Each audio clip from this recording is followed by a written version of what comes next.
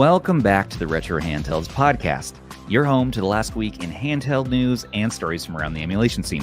I'm your host, Stubbs, joined once again by my handy-dandy co-host, Rob, the Retro Tech Daddy. Hi guys, hey everybody. Aish. Hey everyone. Producer Ban. Hi. And we might or might not have Adin Walls with us. It is 5 a.m. in his time zone, so he might be having a little sleepy poo. And we are trying to wake him up. I've sent him multiple pings to please, honey, get out of bed. It's time to podcast. But we're going to give him a hard time. Someone give him a little poke. Hopefully he joins us. If you are in South Africa, someone go to Aiden's house, send a carrier pigeon and say, please, Adin Walls, it's time to talk about handhelds. Okay, but in the meantime, we have a pretty packed show. As always, we are going to try to keep this on the briefer side. If you have questions for the mysterious and elusive Adin, please drop them in the live chat, and we will star them for later, hopefully. And yeah, so not only are we going to talk about a brand new breaking news of a new 35XX variant, new in quotations, a new clamshell Android handheld, OrangePi's latest x86 offering. That one's really exciting with a crazy price point. And also, I'm not going to have a segment about this, but did you know you can get a 1.5 terabyte on Amazon right now, a micro SD card on Amazon for $87 freaking dollars? Whoa, what brand is that? It's SanDisk. They're A1. Yeah. That's it's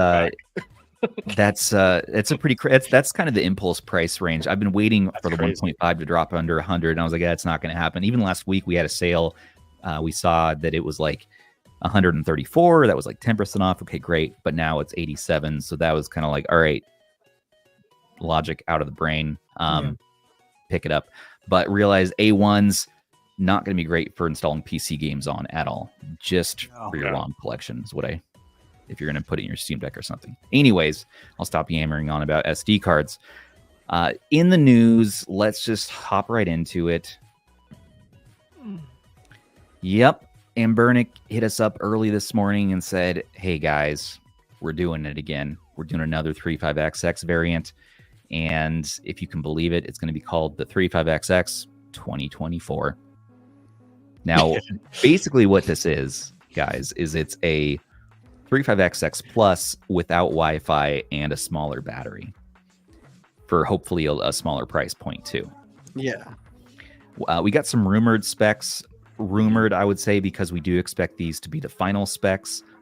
But really, you're going to see that there's not really any differences between this and the Plus, minus that Wi-Fi, minus battery size from 2600 milliamp hour, offsetting the normal, 3300 milliamp hour that you see in the Plus. I forget what it was. I know it's smaller in this 2024 version for sure. So we wonder, why are we doing this? Right, what is the point in this? And it has to be efficiency in manufacturing, right? I saw some comments about that. It's got to be a way to save costs. They have an excess of the SoC. How can we, offer this at a lower price point? So you're gonna get the performance of the Plus and the H with all of the custom firmware goodness that have developed them up to this date. You can play PSP, Dreamcast, and 64, but at a cheaper price point without the Wi-Fi. If you're good with that, yeah, I mean, I guess the only advantage here is that we think it's going to be cheaper. So I would hope it's cheaper. We would have to expect. We have to expect it to be cheaper. It is coming fast, though. It's going to be here quick. We already have review units on the way. I said, what? What are we doing?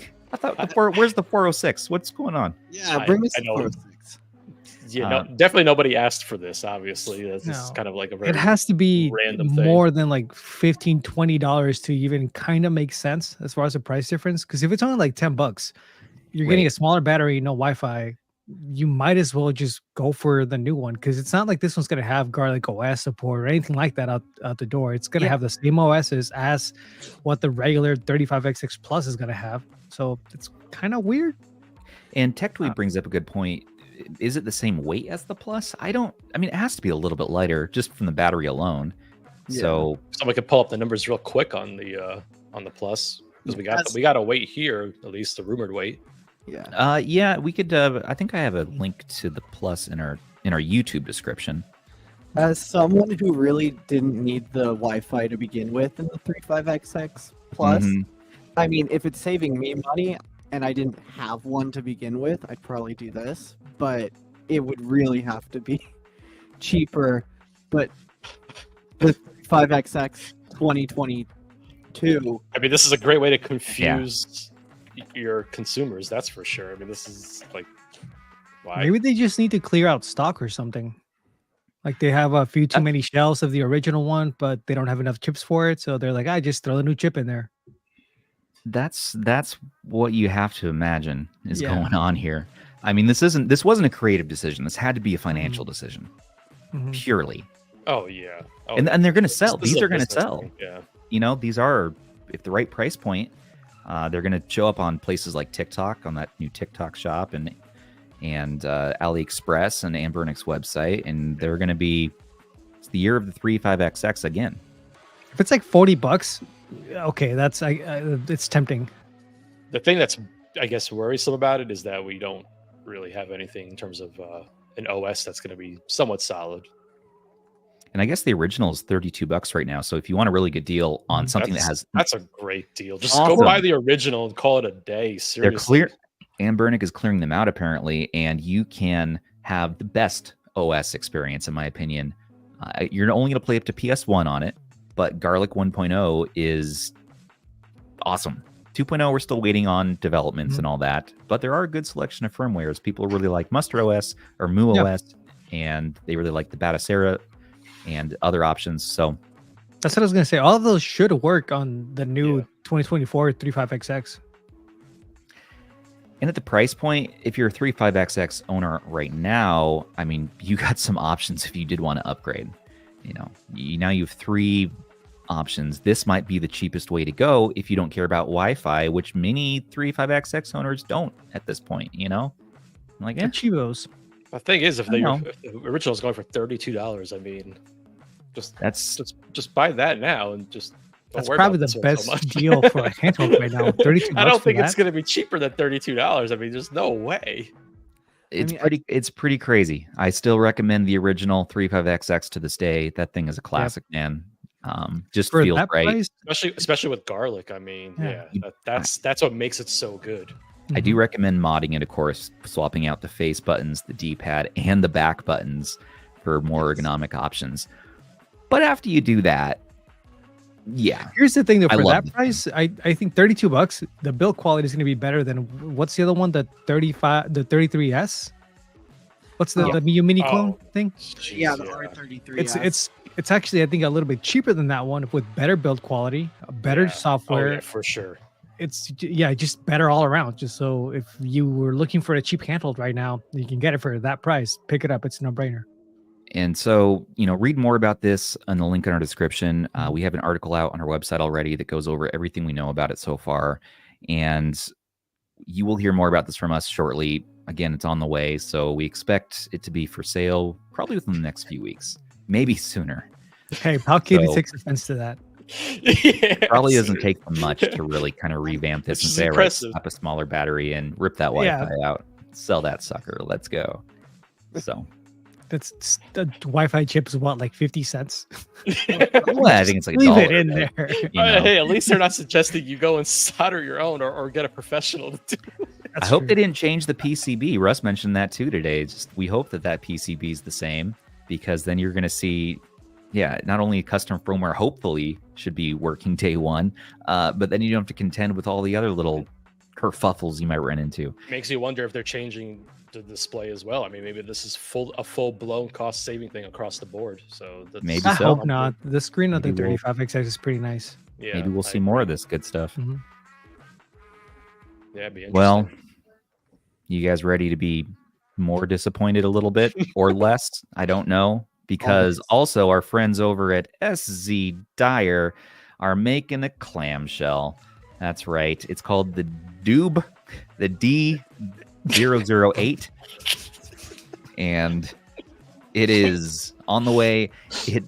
They don't have any specs listed so far, but they filed this patent in October of last year, but just a few days ago submitted these pictures.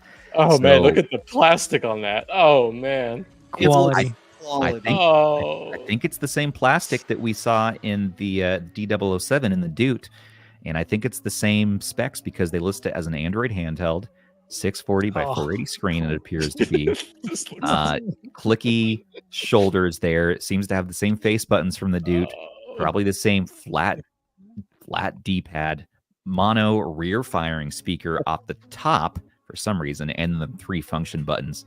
So, and then the little nubbin joysticks that sliders. They threw in the RGB lights though. The RGB lights, which probably only turn on when you move the sliders or the joysticks. I think they're sliders. I'm concerned about the hinge. It just looking at it makes me nervous. It's gonna break for sure. It's gonna break. Oh, no. Well, let's take a look at this. So here's their prior model. Now, it's unclear to me if Szdiier is a subdivision of quote-unquote game console, the game console company that makes the R36S and variants.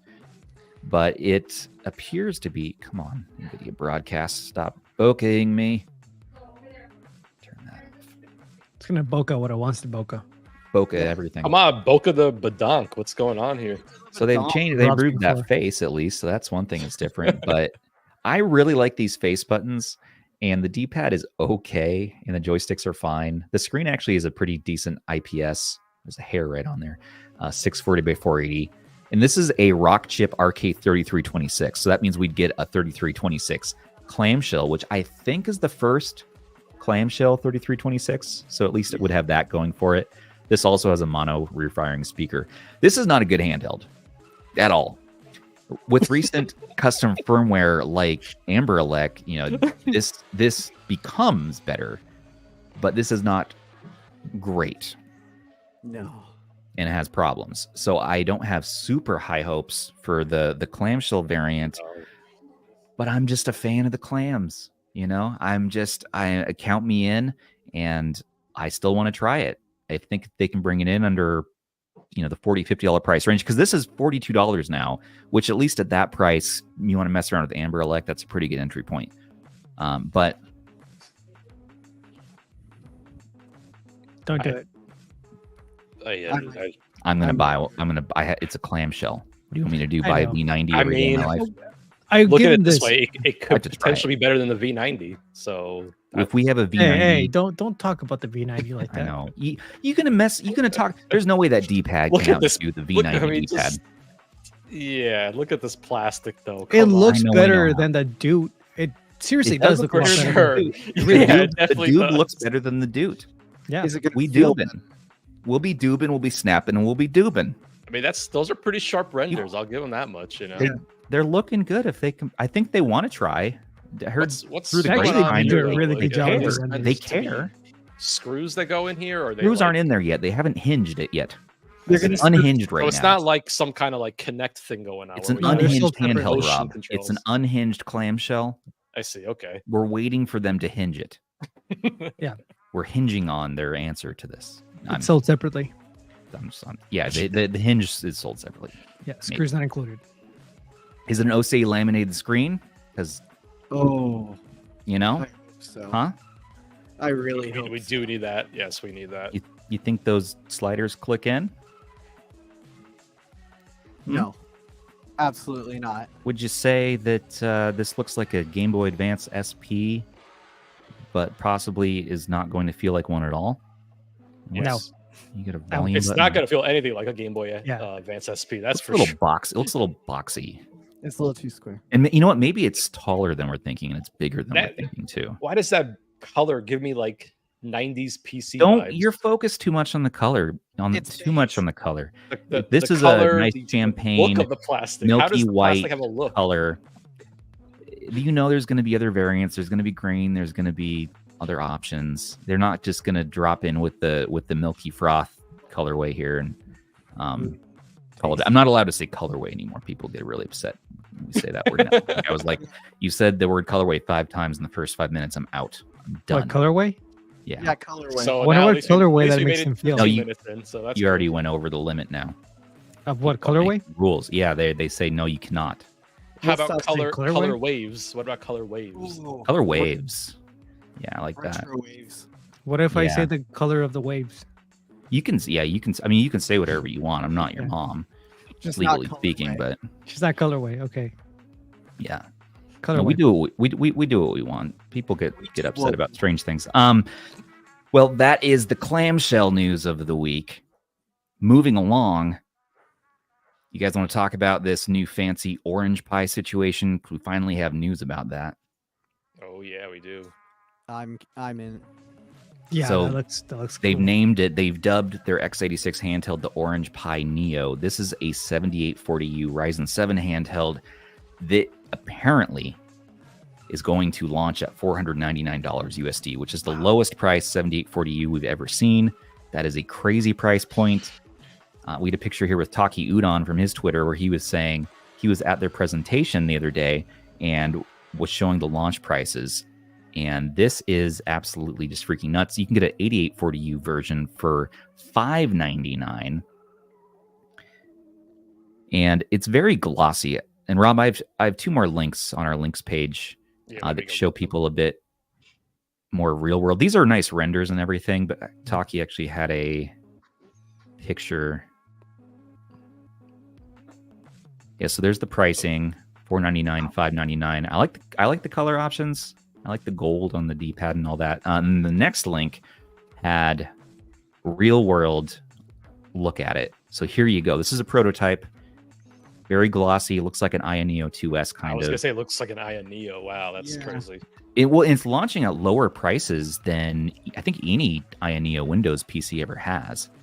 They came close with their from Pocket Air. any of the but- manufacturers. Yeah, the Air Plus was the lowest initial price for any Aya Neo device, but it went from $299 up to $699. Wow, I which might is- actually pick this one up. It's Yeah, I don't looking think- good. It's I don't two, think any of the handheld manufacturers have come in with a 7840U at a $499. That's the That would Steam Deck actually be price. the lowest. Yeah. it's two trackpads on here, Mhm. you know? So this is a little Steam Deck. We're getting also, I see actual analog sticks, which is nice. We're not getting any of those Switch style sticks. hmm Yeah, no, Mhm. this The D-pad it's looks interesting. solid. Looks about the same size as the Steam Deck's D-pad and rubber membrane. It doesn't look clicky, which I'm excited for. Yeah. Not crazy about those face buttons, but you know, can't I do have it think it's all. going to be that glossy front though, because if you look Mhm. closely at the renders, you can definitely tell that it has some kind of glass front to it. So Yeah, yeah, that's like the it only that- bummer about it. It's Yeah. just fingerprints everywhere. I It like is that the very glossy. trackpads are kind of out of the way because the Steam Deck so Mhm. far is the only one that's done trackpads correctly. So you're not really going to be bumping them on accident. I like that too. And the ergonomics seem in general pretty good. I'm always wary of having that right joystick below the face buttons, but we'll see how it feels. At this price point, it's kind of hard to say no to trying it out. Mhm. And software wise, it's probably going to be a little rough around the edges. It comes with Manjaro OS, which may have some additional tinkering you'll need to do. You know, you could probably load Apparently something it's a on. handheld optimized version of it that they're shipping. Oh, really? later. Yeah, that's what I was reading about. Yeah. It probably wouldn't be too much trouble to load something on like Playtron or Bazzite or one of the Steam OS, Chimera Or OS, if you're a Yeah, heathen yeah. like me, Windows, you know. or you filthy Yeah, it's- Windows handheld users. You can just load that on. But I'm all about the Steam Deck interface, keeping it simple when you're on a handheld. It is nice having two trackpads, no keyboard, of course. But we'll see. Yeah, we'll see. I mean, competition's a good thing. This is good. I like this. You know, I like And seeing this. As far as specs go on it, also TechTweeb's helping us out in clutch here in the comments. 7-inch screen, 1200p, 120 hertz refresh rate, 6400 megahertz of RAM, 50 watt hour battery. That's a very good price for what you're getting on offer there. Oh yeah, You got Hall triggers, Hall joysticks with RGB lighting, 512 gig to 2 terabytes NVMe 4.0 options. You got USB 4, Type C ports, 2 of them actually, micro SD. Hopefully it doesn't eat your SD card. Bluetooth. I wonder how they're gonna. So it's starting at $499. Yeah. but I'm assuming that's gonna be like the 16 gigs 512 model. Yeah, and then the bigger one is going to be the 32 gig, 2 terabyte. Well, because they had another price, but the other price was using the 8840U. So I wonder yeah. how much this is actually going to cost. there's probably, I'm sure it's the 16 gigabyte 512. Yeah, like you were saying. And they're probably going to have some mid skew, but this is really nice. What track record do we have from OrangePi? Traditionally, they make small little SBC units you can plug in, much like Raspberry Pi, but I don't know that they've pulled off a handheld before. I don't think they have. I think this is their first thing. No. And they're not only doing this, they're also doing another handheld called the OrangePi RG for retro gaming, and that's going to be a, let me look it up, it's a rock chip device. Whatever happened to those? I mean, are they still moving forward with it, or what's going on with it?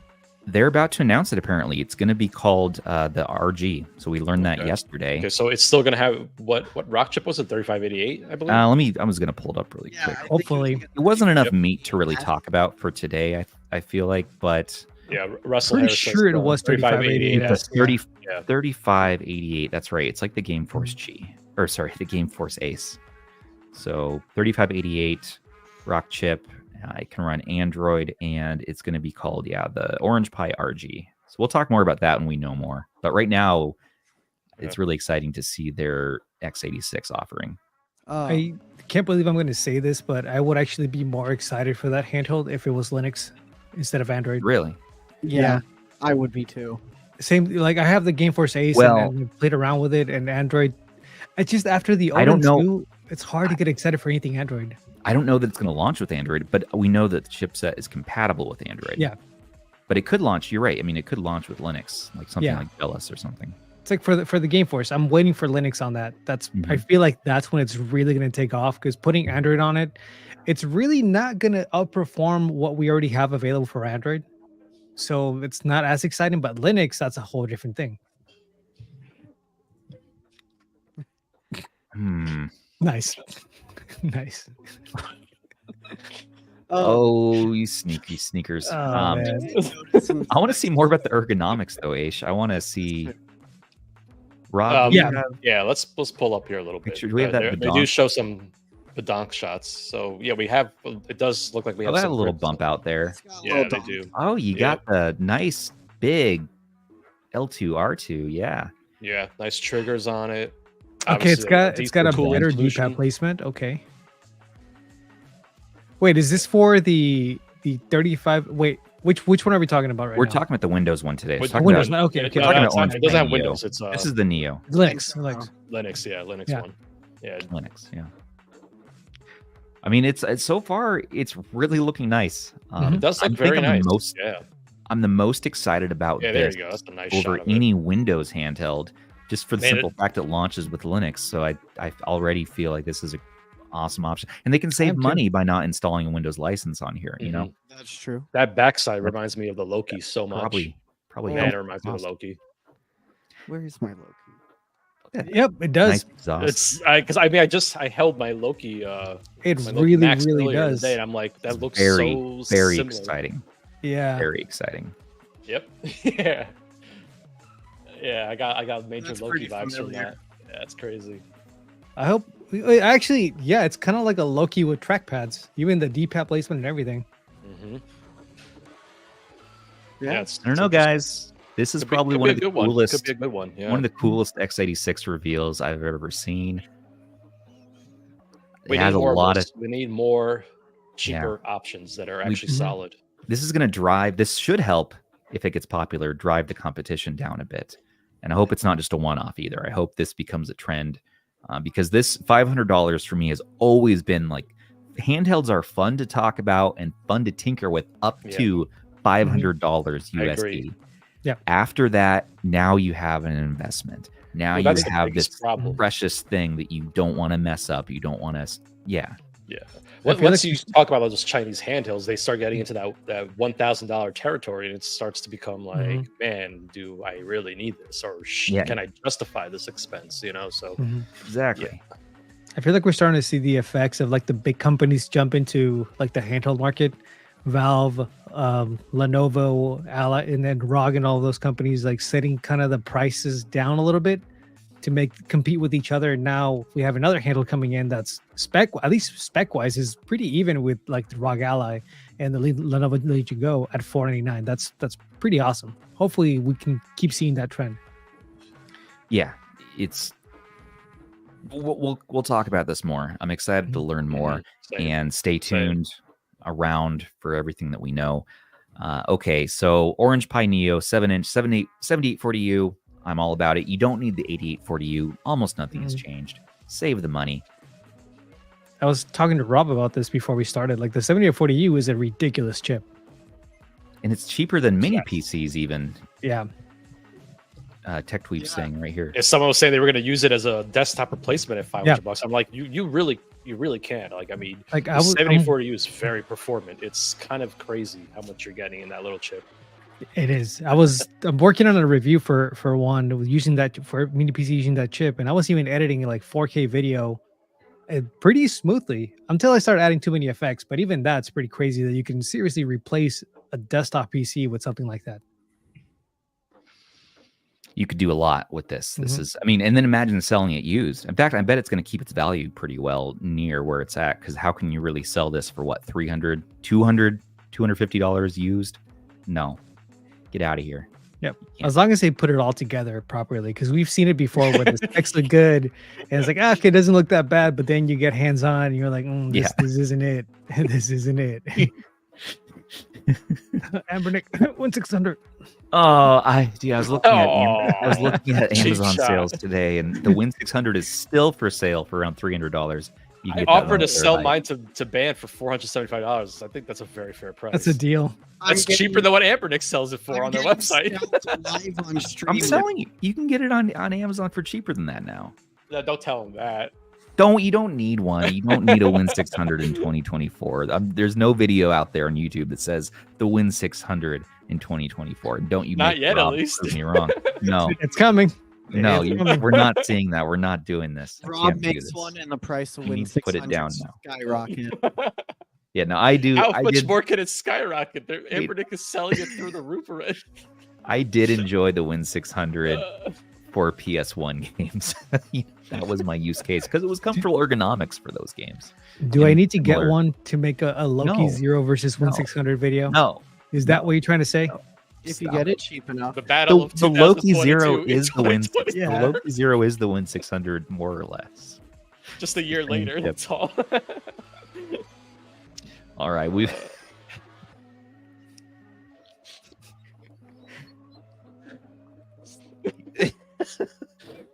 Damn it, Rob. You've broken me now.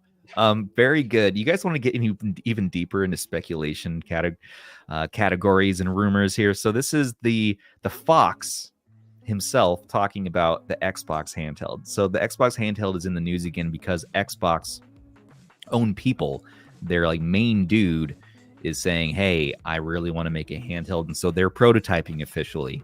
And the Fox is saying, well, we should be able to get something like the Xbox Series S power into a handheld. This is possible. And so he goes into a whole video here, basically kind of like, that guy from It's Always Sunny in Philadelphia, Charlie Day, where he's putting the string up to the pins. That's just a Fox video, though. No, he breaks it down here. Like he breaks down, is this like here's why this is possible, and and it really is. Like the Fox is just a mad genius, a mad scientist with explaining this really complicated in the weeds tech stuff. And it was a really cool theory-based video. 17 minutes. He goes into details about how this handheld could turn out, but it's totally possible, and that's why they're doing it. Maybe this year we'll see something. The Fox is the embodiment of a nice Redditor. Yeah, he's a Redditor with class. Yeah, like a nice one. Like he's not down talking to you. He's not trying to make you feel bad. Knows his stuff. He's like breaking it down for you, like all the way. It's like it's like those comments. You see that on Reddit. You either see really mean comments, or you see like the guy who comes in or the girl comes in and says, all right, here's everything you need to know. And it's this paragraphs and paragraphs of very detailed, beautiful knowledge that you always find in Google searches that you save in your favorites for later, because like that comment is going to help me figure this out, And so I think it's definitely possible. Like, I mean, I think Mm-hmm. based on just what we're seeing in terms of x86 and the power we have with the chips now, I mean, a portable Xbox, you know, kind of thing would be very possible and actually very cool to see.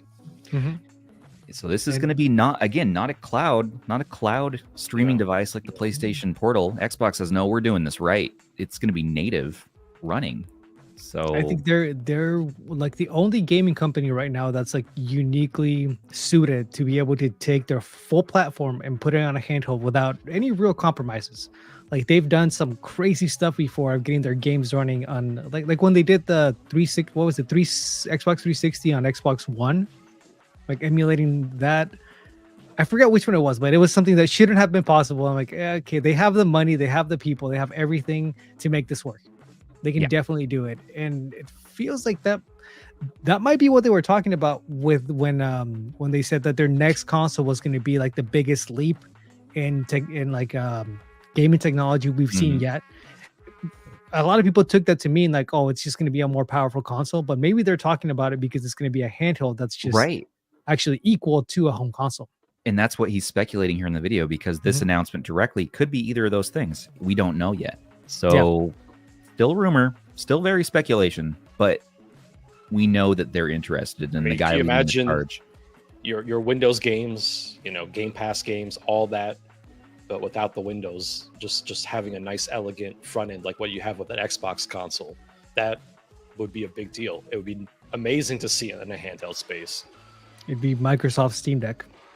Yeah, and the funny thing, I think I saw a tweet from actually the Fox saying like, how can people not actually want this? You know, see this with your Game Pass games on a handheld with an actual nice front end to use. You know, so I mean, if anyone could potentially do it right, it could actually be Microsoft, because they have the resources to do it. That's the thing. So they definitely have their like budget is insane for this. They could throw money at this every day for a year and not even notice it. Like it's ridiculous how much that. Apparently, Joey does not want this. Joey, you don't even know what it is yet. Joey, you don't even know what you're getting yet.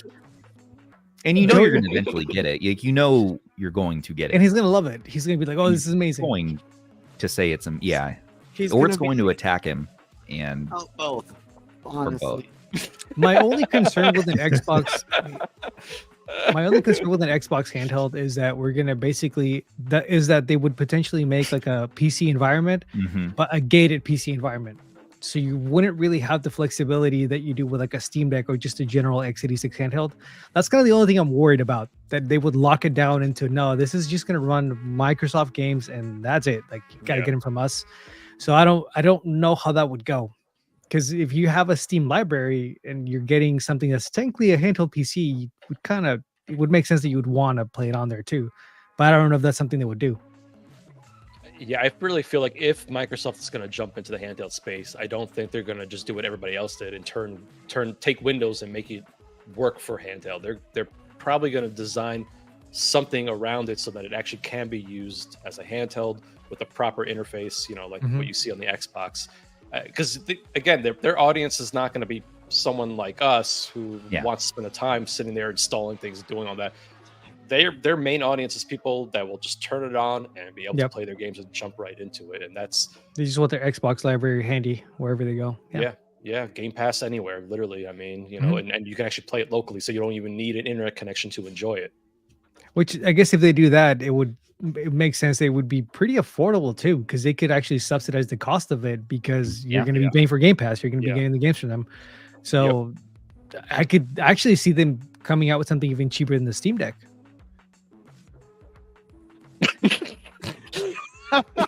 Oh God, the just people are mad at Microsoft today. What did I do? Did I miss something?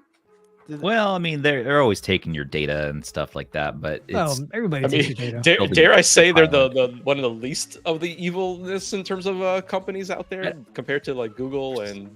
For some reason, I don't consider them so evil. I suppose because I tend to talk with a lot of their people, you know, in my day job and around and all that, and I know that, and there's good people who work for that company, so I don't think of them as evil, but maybe the conglomerate in itself could be evil. Can you imagine if Microsoft really wanted to take everything over? Oh, they I'm could. pretty sure they could. Like they already account for what, like almost 70% of like all gaming. Maybe they're sinister, but they're not evil. But How yeah, I many hear your billions point. of dollars are they worth? I mean, yeah, Yeah. yeah. Because PC gaming is what, like 50% of gamers, and they're mostly using Windows. Mostly. Think of privacy. I think of Google. Oh yeah. When I think of privacy, I think of Meta. Yeah. Yes. Yeah. Yes. TikTok. I'm excited for an Xbox handheld. I don't care what anybody says. I think too. I think it'd be cool. Coolest freaking thing. I mean, I've always been excited at the potential, the proposition of having Microsoft jump into the handheld space, you know, like full blown properly. It'd be interesting. I mean, I think, you know, they might be able to do something with it, you know. So Yes. It gets hacked in like 30 minutes. Michael Benny. When I think of privacy, I think of Google. That is so good. yeah, it's great. Being me, though, I'd have to wonder how quickly people would start putting other operating systems on the Xbox handheld. That's what I'm saying. Like 30 minutes in, like you already got Steam OS and other stuff running on it. The new got- Xbox is just a Series S without Wi-Fi. Well, that's the question. Will they use off-the-shelf components like, you know, like a 7840U, 8840U, or will they have some kind of custom proprietary chip like what Valve did? So, I'm pretty sure they would go that route. Something I from think so, AMD too. for sure. yeah, I think so too. It would have to match like the architecture they already have and like all their games are already running on, but they would probably go for something like Valve did, something more power efficient. Sorry, the I camera think power efficiency is what a lot of people are looking at in terms of handhelds. I mean, Yeah. you know, I've seen people bring up a good point about that, where realistically, Oh, are yeah. you sitting down for You're 2 taking my hours playing on your slippers handheld? Not everybody does that necessarily. So, I mean, House but slippers. when everyone's doing benchmarks and metrics, they're always measuring how efficient a handheld is. And so I think that's important and probably will be a focus for them if they are. Here's the thing I would say, like, no, a lot of people aren't sitting down every day playing like 2 hours at a time to burn the battery, but a lot of times like you might grab it for a few minutes, play for a little bit, put it down, go do your stuff, want to come back to it, your battery's gone. Yep. And that's Even what I was sometimes- thinking about. yeah. It's not necessarily the play time, it's just that it's the charging time in between, you know. Yeah, how many there's no times do I need to standby charge time. it, you know? Yeah, and not being able to really put it to sleep is another big thing. Like with the Steam Deck, you can play a game, put it to sleep, pick it up the next day, and you're going to be fine. With a lot of these x86 handhelds, that yes, they're more powerful, but you can't really do that. You have like a set amount of time you're going to be able to dedicate this, and then when you want to put it down, you're better off just turning it off all the way, and then you got to pick it back up, load your whole game back up. There goes like 10% of your battery right there. So the power efficiency is pretty important, even if you're not playing long game sessions. Yeah, it's the one thing holding me back from buying a Legion Go again or an Ally is because I just know the battery drains so damn quick no matter what you do with it. Compared to my Steam Deck OLED, which is just for an x86 sips on power. It's awesome. Just the next Steam Deck, all they really have to do is give us a little bit of a more powerful chip, something like at least matches like the 7840U or gets close to it. Yeah. And maybe slim it down a little bit. That's about it. That's all they got to do. I mean, Or a bigger you just screen. want an Intel N100. I mean, 6 watts. Just There ask you Ben. go. Or Joey. Joey loves the N100. Well, Oh, no, the Switch, man, the Switch, the efficiency king. The Put N100. Linux on it now. I have some exciting news, everybody. We have Mr. Oh, Adin there he is. Walls. We're doing it live, Aiden. You can go now, Ben. You- Thank you. Are you Hey, guys, how's it awake, going? sir? How are you Hey. doing? I'm awake. Good to- I'm here. good I even to tried see calling you. him. I know. I was pinging him. I was like, "Time to wake up, honey bun." I called him. I'm like, you- he's gonna Did you pick place up an at some point. international call to him? Did you use No, on 1-800 Discord. I collect? just called him on Discord. Here's your Dudes, easy I'm out. sorry. I opened my laptop now, and so you guys have hopped on. I obviously got my times wrong, so here I am. And that's what I was figuring a few minutes ago. I'm like, he probably was off by an hour on the conversion, and so probably we'll see him thinking he's walking into prepping for the episode in about 15 minutes. But we're live, man, and He's in your South audio Africa, levels yeah. sound good. Your video looks good. How Cool. are you Videos doing always look today, good. man? I'm good.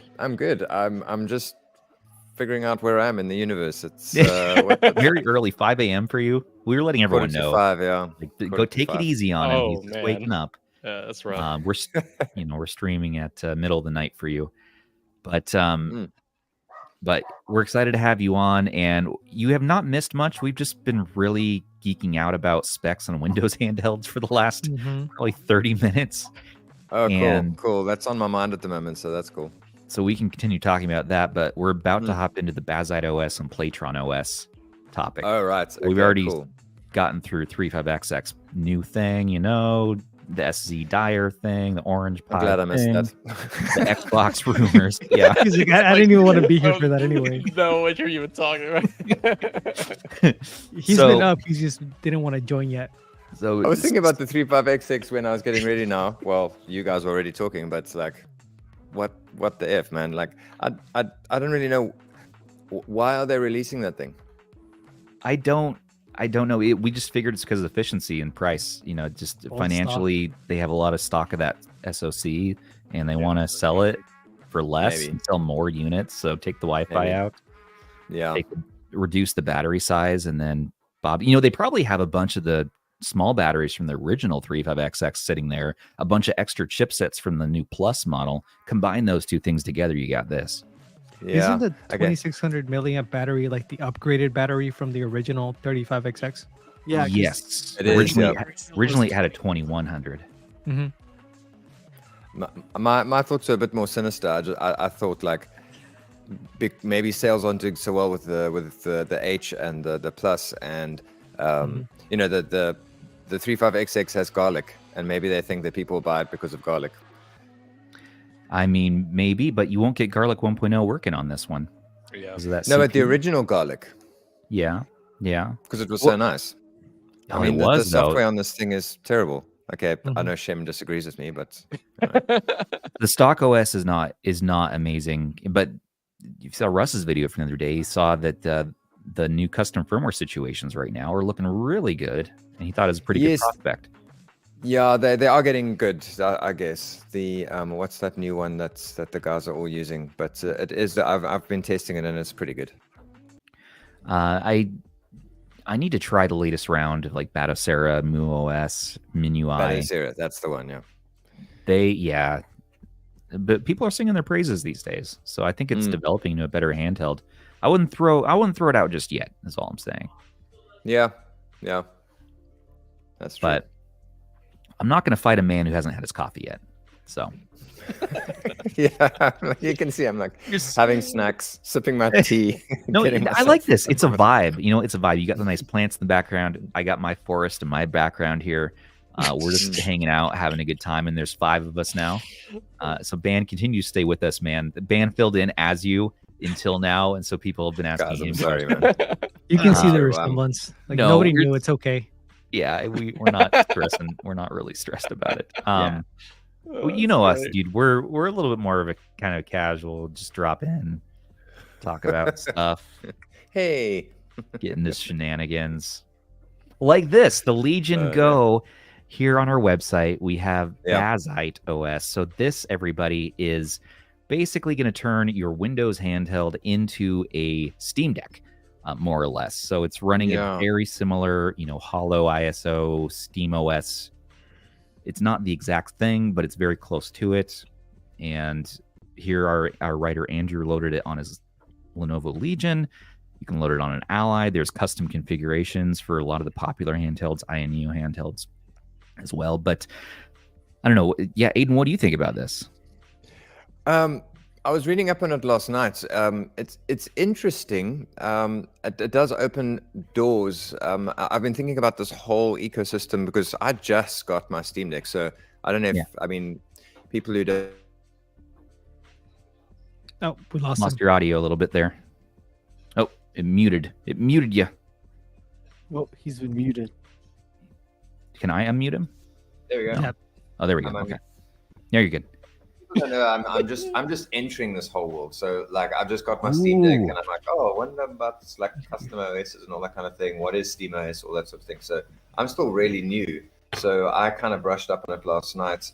And so I'm still too new to the whole idea, but it is interesting that it opens up that door on other devices. I'm still wondering whether it's worth it for. So I had this thought, like, is it worth it for specifically US customers to even go down that road when the Steam Deck exists? But I think where this becomes interesting is like locally, like it took me so long to get my Steam Deck from the US that they started selling the Steam Deck here.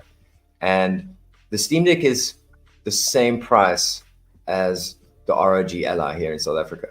Yeah. And so, you know, opening the door on the other devices with something like this, I think is a pretty big deal. Yeah, I mean, and you're going to get better performance potentially. I mean, for sure. Yeah. The Legion Go and the Ally. Yeah. So I mean, it looks the battery life. Do we know? I don't think Andrew specifically mentioned battery life. He hasn't tested it that far yet. But he just happened to like this more than Chimera OS, more than some of the other options out there because it's simple. And it just kind of makes it into a Steam Deck for you. And it supports gyro controls and the separation of the controllers on the Legion Go. And so he said, yep, I'm game. I'm going to try it out. And here's a video here from High Tech. Was it High Tech Low Life, I believe, is the YouTube channel. Yep. Showing what Bazzite looks like on your Legion Go. And you know what? You can even probably load this on your MSI Claw. I know our writer is going to be doing that shortly when he gets his Claw in. Yeah. So, I don't know. That'll be interesting. Aiden, so you have a Steam Deck. Is that your first x86 handheld? It is indeed. It is like I've barely touched it, and it's freaking blowing my mind. It's so cool. Isn't it such a fun? It's such a fun all-in-one toy in every way. It's just so big. Like my wife was like, "That is way bigger than the pictures." But yeah, it's huge. It's like obnoxiously big, you know. Wait, which model did you get specifically? It's the Steam Deck. So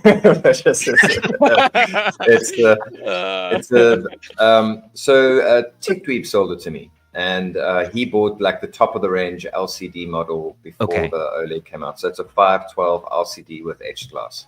I saw he sent you like a little TechDweeb cutout, little paper cutout. Like that dude he's such a sweet guy. Like so, I don't know if you remember on our 10K. Sorry, I'm hijacking the whole conversation, but our 10K your celebration with Shem.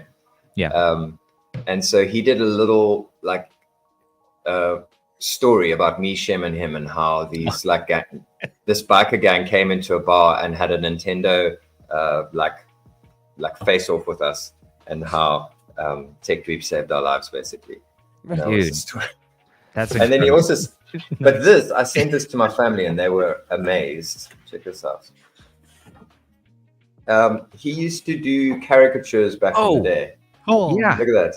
That's supposed to be me. Like that's Adin Walls. So I'm going to put that up in my office. You. Yes, cool, eh? How rad is that? That is really sweet. Yeah, technically, guy. We got to get him on here.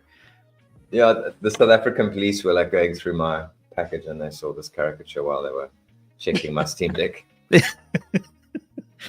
probably like, all right, well, takes all kinds. Send it. Weirdos. Send it on. These gamers these days. Yeah. So I've just entered the world of Steam Deck, and so I was looking up this Bazzite last night, and that's really my only thought is it could unlock like big. You guys can correct me if I'm wrong, but it seems like the MSI Claw, the software is just lacking.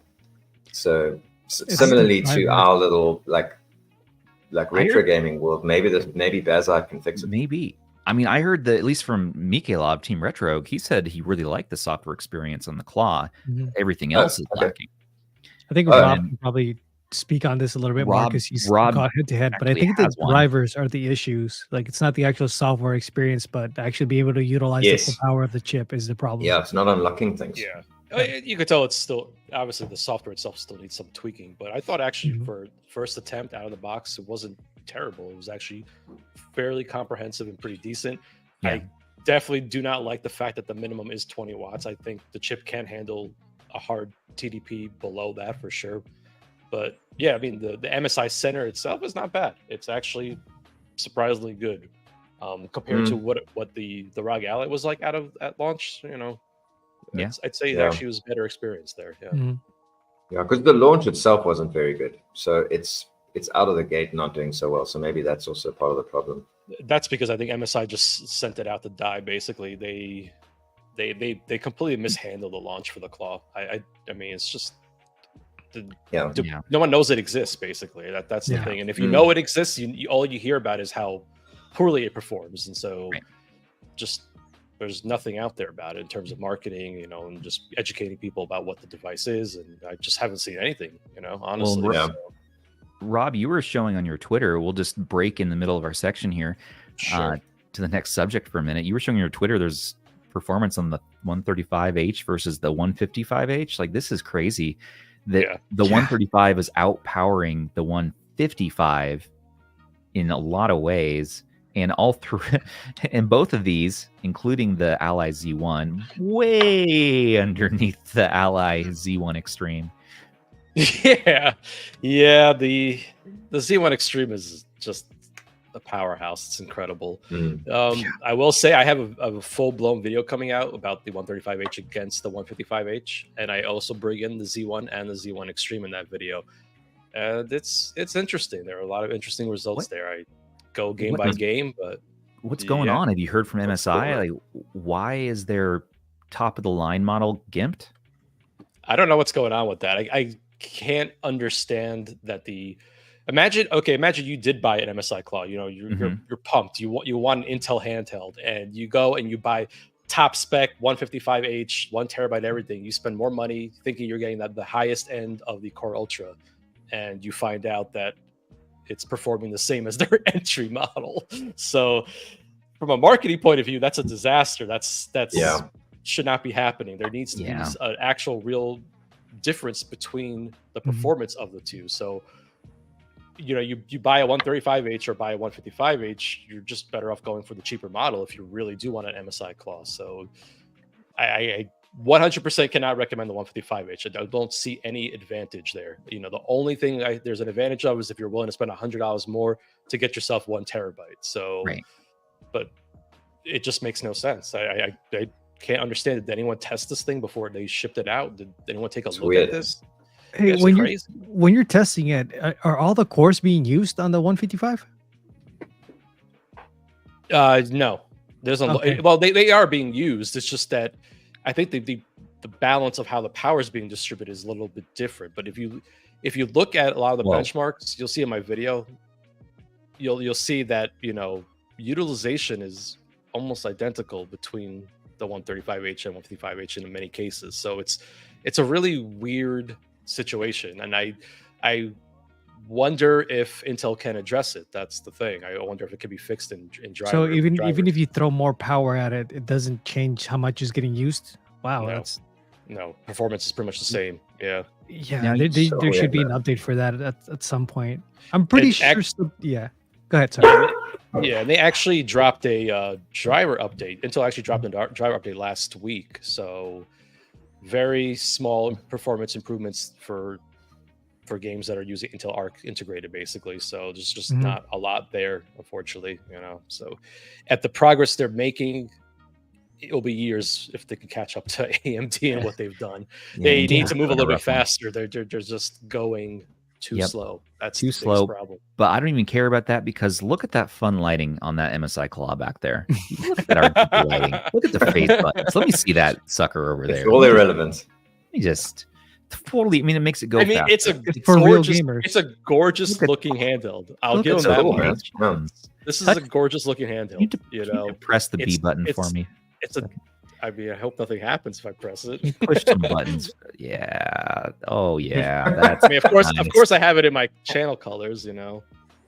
Yes. You have to. That's the Ultra 7. So this is Ultra 7. You bedazzled me. You have.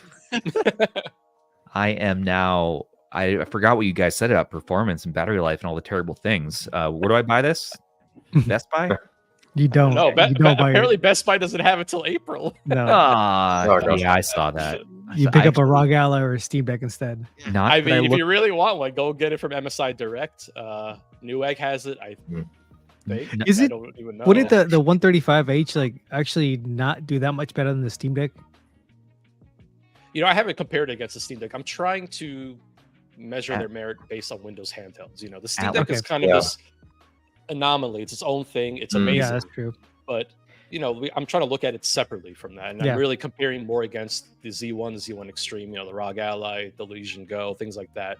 Because I think if you're looking for a Windows handheld, there's a reason why you're looking for a Windows handheld. You don't want a Steam Deck. So that's true. You know, in the world of Windows handhelds, the MSI Claw is just not it. You know, unfortunately. So it just it's a shame because I think this is actually a decent attempt, you know, in terms of their hardware, the build. They've done a lot of good things here. If they can maybe now entice AMD to give them a good deal on the chips, maybe we can see an AMD based MSI handheld, and that would probably be the better move here. But I mean, it's hard because at the same time, I'm also rooting for Intel to actually give AMD competition. I mean, we want that. We want to see that in the space. I always say that it's a good thing, but this is just not it. I don't think it's enough from Intel, you know, and this is using their newest technology. It's the shift that they've made into a new type of manufacturing process. The chip design is different than what they've done in the past, and you know, they just need a little more. They need more. This is just not enough of a response to what AMD is doing out there. No, it's not even close compared to what AMD is doing. And I think that the problem here is like this is on Intel more than it is on MSI. Yeah. Oh, yeah. I think so for sure. Yeah. I mean, so that video that comes out will be comparing them, and it's interesting. You know, I think there'll be some surprises there. So just When's that one coming out, Rob? I'm trying for tomorrow. Ooh, late morning or Wednesday. It just depends. We'll see how it goes. As soon as the dopamine runs out of my brain, you somehow find a way to just fill it back up with. I don't think there's going to be a whole lot of people actually looking at all these 4 chipsets and comparing them. So I think it's interesting from that perspective. And you know, I know a lot of people like to trash that base Z1, but let me tell you. You can get an open box at Best Buy for $299, as low as $299. You can. It's an underdog. It's a little bit of a surprise how well that thing performs. I had the Z1 version of the Ally, and to me, it was just as good as the Extreme for many of the games that I play. Okay, so I'm not playing Elden Ring and Helldivers 2. Okay, I'm playing a lot of older stuff. So for me, it didn't change my experience. In fact, I even thought the battery life seemed a little bit better in a way at lower TDPs, but could have been in my head. Nevertheless, still doesn't match the Steam Deck at low TDPs. So the Steam Deck to me is still the ultimate. Well, it doesn't matter because it's a handheld PC. It's a handheld gaming experience. And to me, battery life and low TDP performance are the most important, which the Steam Deck is still the champ of. So Aiden, you got the right one. We're going to see Aiden slowly change his channel to a Steam Deck channel. Aiden's correct. I already have like 7 accessories on the way to do videos about it. You know what the problem is with the Steam Deck, Aiden, is that once you like start emulating on it and playing on it, it's kind of hard to go back to other handhelds just because the experience is just that much better. So maybe I should make another I Quit YouTube video. Definitely. I'm quitting. I'm done. I'm just gonna sit and play games the rest of my life. You're gonna have a Steam Deck channel now. Now you're a Steam Deck YouTuber, you know, your whole channel can be about that. I almost felt like doing something like that when I first got the Deck OLED. I was so amazed by it. I'm like, how can I enjoy anything else? And you realize each thing has their own use case, blah, blah, blah, blah, blah. Yes. And I don't want to make videos on the Steam Deck all day because I want to play on my Steam Deck. It's like, it's the thing that you take from like the studio after doing YouTube all day and enjoy yourself and have fun on the weekends. I don't know. Like, I don't know. I'm never going to move away from retro handhelds because that's my passion, you know. The tinkering of it and just finding new ways to play Mario Brothers. It's the quest. It's never going to grow old for me. I mean, it's probably going to grow old for some, but then again, I have been saying like on my podcast and whenever I chat to guys that I would like to go into the Windows handheld arena, you know. So we'll see what happens. Like I'm listening to you guys, like I really don't know much. I'm realizing my knowledge is like really low. So maybe MSI should send me one because I'll just be like, this thing's amazing. Like everybody get one. It's okay. Don't feel bad, Aiden. MSI sent it to nobody, so we didn't. We didn't. I was supposed to get one. I emailed them like, "Hey guys, you remember me? Like we talked at CES," and they're like, "Oh, well, we send all of them to retailers. Like when we get some, we'll let you know." It's like I don't think you guys are gonna let me know.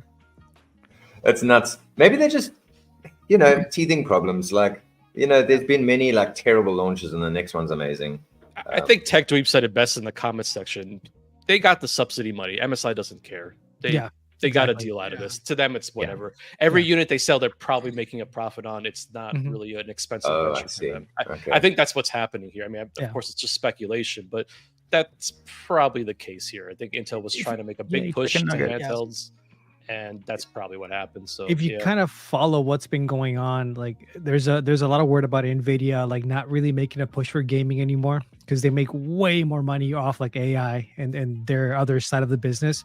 So slowly they're kind of separating themselves from that, which is pretty much leaving the market wide open for AMD. And Intel really wants a piece of that. So if you notice lately, they've been making a big push for like their ARC GPUs and now making a push into the handheld like gaming PC section. But they kind of messed it up. That's why, like Rob said, I don't think MSI really cares that much to do that well because this is all on Intel. I still want to try one out. I still want to mess with it.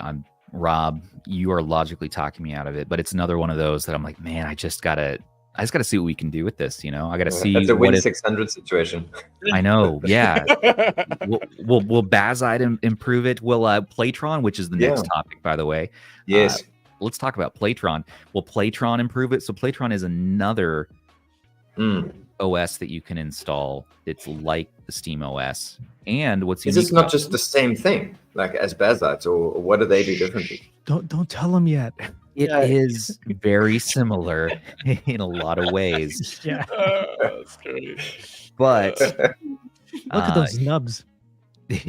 But they're making their own handheld. So they're offering their own. No. I really hope that's not it. No. Are they really making their own handheld too? That's what they're saying. It's called the Playtron handheld, and they're gonna. That's ballsy. It's gonna launch with their OS. So that's. Well, I hope that render is just a render because. And I know it's bad. It's bad. Is that the D-pad? Yeah, it's a touch D-pad apparently, and it has like this indented sort of. It looks like a better version of the E6. It's not. That can't be final. That can't be final. It's just a sleek AI render together. They should probably take it down. And I'm a little wary if it's even going to happen. But 2024, no buttons, baby, no buttons. Gone full circle. We're going to mobile device, touchscreen only, baby. 2024 is the year of capacitive touch. Yeah, right. Yeah. Their OS differentiates itself from Bazzite in one key way is that they're going to have it launch with all of the other app stores besides Steam. So you can launch GOG games on here. You can launch Epic games. You can do your battle.net, all that good stuff. You can do that on the Steam Deck. Well, I know you can do that with workarounds, but this is like it's like a user out the box. Out of the box. It's on Android too. It's going to be on Android too. I had a whole. Are they showing an Aish Neo device? Sorry, Stubbs. Yeah, you were so gently trying to present this thing, and we're all pissing on it. Well, that's the point of this podcast is that I'm gonna be generally attempt to be researched on everything, and then you guys banter and react and stuff like that is the show. So you are in the flow. No need. Don't ever apologize. If you apologize again, you're gonna be seeing Aiden's knife. Oh, dude, look at that hair. What the hell was I doing? We made you into an emoji in our Discord today without asking you. I hope you're okay with this. We took this picture and it's just such a good picture of you with your. I don't know what the context is of why you're holding this knife, but someone posted this. Thank you, man. Thank you. My favorite thing. There's an Aish Neo device at the bottom there. They don't mention right below the Steam Deck. It's the Pocket S. Android. They don't It's mention the Android device. Are they? Is this for PCs? I guess they're going to want to launch it on Android too. I don't know what they're doing. Or maybe they just assume it's Aish Neo. It must be a PC. You know what, guys? Yeah, I think so. I think you want to learn more. Tell me you don't know your audience without telling me. If you want to learn more, go to our website, retrohandhelds.gg. read Andrew's awesome write-up on it, his experience talking about it. He knows his stuff with this stuff. He's really been on top of all these various Steam Deck alternative operating system things. Why is there a car? Don't worry about the car OS. They need to stop. Why is there a they car? Need to stop Why? promising. Don't overpromise and underdeliver. What? I can just see the guy sitting in being like, we're going to do all of the things. All of the gaming things. Yeah. We're going to do, even in cars. People are going to be gaming in cars. But you're gaming No, your car, your headset. Hold no, the but marketing. seriously though, Stubbs, I do apologize for cutting you off. That was kind of got out of hand there for a second. That's okay. But I did want So to rude. say This is the show. Okay, guys, this is the show. The show is us interrupting and wanting to talk, and then stepping, and then enjoying, and then getting into really good conversation, and ADHDing into some tangent about beans. Like, this is the experience that we're giving people. Aish, don't ever apologize for being part of the experience and improving it. I'm disappointed no one interrupted me during that sentence. Actually, well, I feel bad now. But no, what I wanted to ask, I'm feeling this bad. is- Feel good. I want you to feel good. this is the same company done. that got the Box 86 dev, screen. right? And that Yeah. said that they were and said that they had the Witcher 3 running on their OS, but it wasn't really their OS. Is this the same company? I was lost in your eyes. I'm sorry. Oh. I So because if it's the ones I'm thinking about, because I saw that it's going to be on Android too, and if I'm remembering this correctly, because it could be wrong.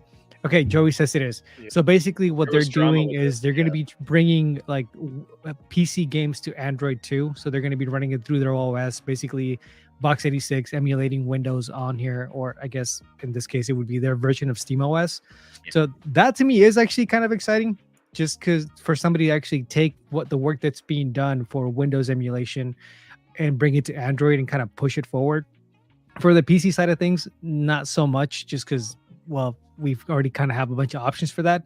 Yeah. But yeah, they were saying that the Witcher 3 was running on their OS, and it wasn't. It was a video that somebody uploaded using Box 86, I believe, and then they had to take it down because they're like, wait, no, like, because the problem is they said like, oh, we have the Witcher 3 running, but it wasn't really their system running it. Oh no. Come on, guys. Yeah, they do have the dev for, or at least one of the devs from Box 86 working with them though, so there's Okay. potential here. Yeah. By the They're way, I just making want a- to say that yeah. Tech Dweeb says that black beans are the king of beans, and I agree with him. They are. I agree. I'm in agreement. Yeah. Or Love what? black No, beans. no, Leader. no, no, Black no. beans. No. Okay, Shh, here- shh, shh, shh. I'm the I can talk about beans on this podcast, okay? I know, but black beans I'll are the talk right about beans in choice. Spanish if I have to. Can you tell me about beans in Spanish real quick, actually? I will start talking Spanish right now and tell you why you're wrong. Okay. There's frijoles negros. No, hay muchos tipos de frijoles y tienes que ver para que los vas a usar.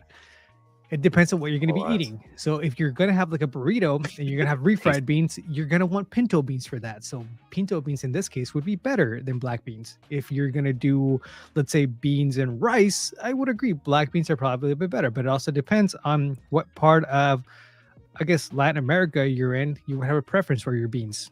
What That's are all I wanted to say. refried beans? 3 What are they? hours Those are pinto later. beans. They're usually either pinto beans or Peruvian beans. It depends. So the Peruvian beans are a little bit clearer than the pinto beans, but both are delicious. You can also Pinto do with beans- black beans, but yeah, So you can I refry struggle black to find beans? pinto you here. can refry all the beans. What? All of the beans. All the beans. They're delicious. Beans. High Is protein, that a high ton fiber. of beans? Ben, why do you have beans? Okay, Hey, they're not Reddit's gonna hate us again. Oh, so he I don't ban think has Reddit watches us anymore. these Hope baked not. beans. Those are actually Ban's baked beans. But if you look on the Yes. side, I think it actually had a thing about something about I feed it to my family, something You like that. personally feed this to all I your kids. I personally feed it to all my kids, packaged in Portland, Oregon. Yeah. Okay, so You guys are nuts. I would actually, I think Yeah. I would go with We're a little out there. Peruvian beans. Not as nuts actually. as that guy. Before you answer.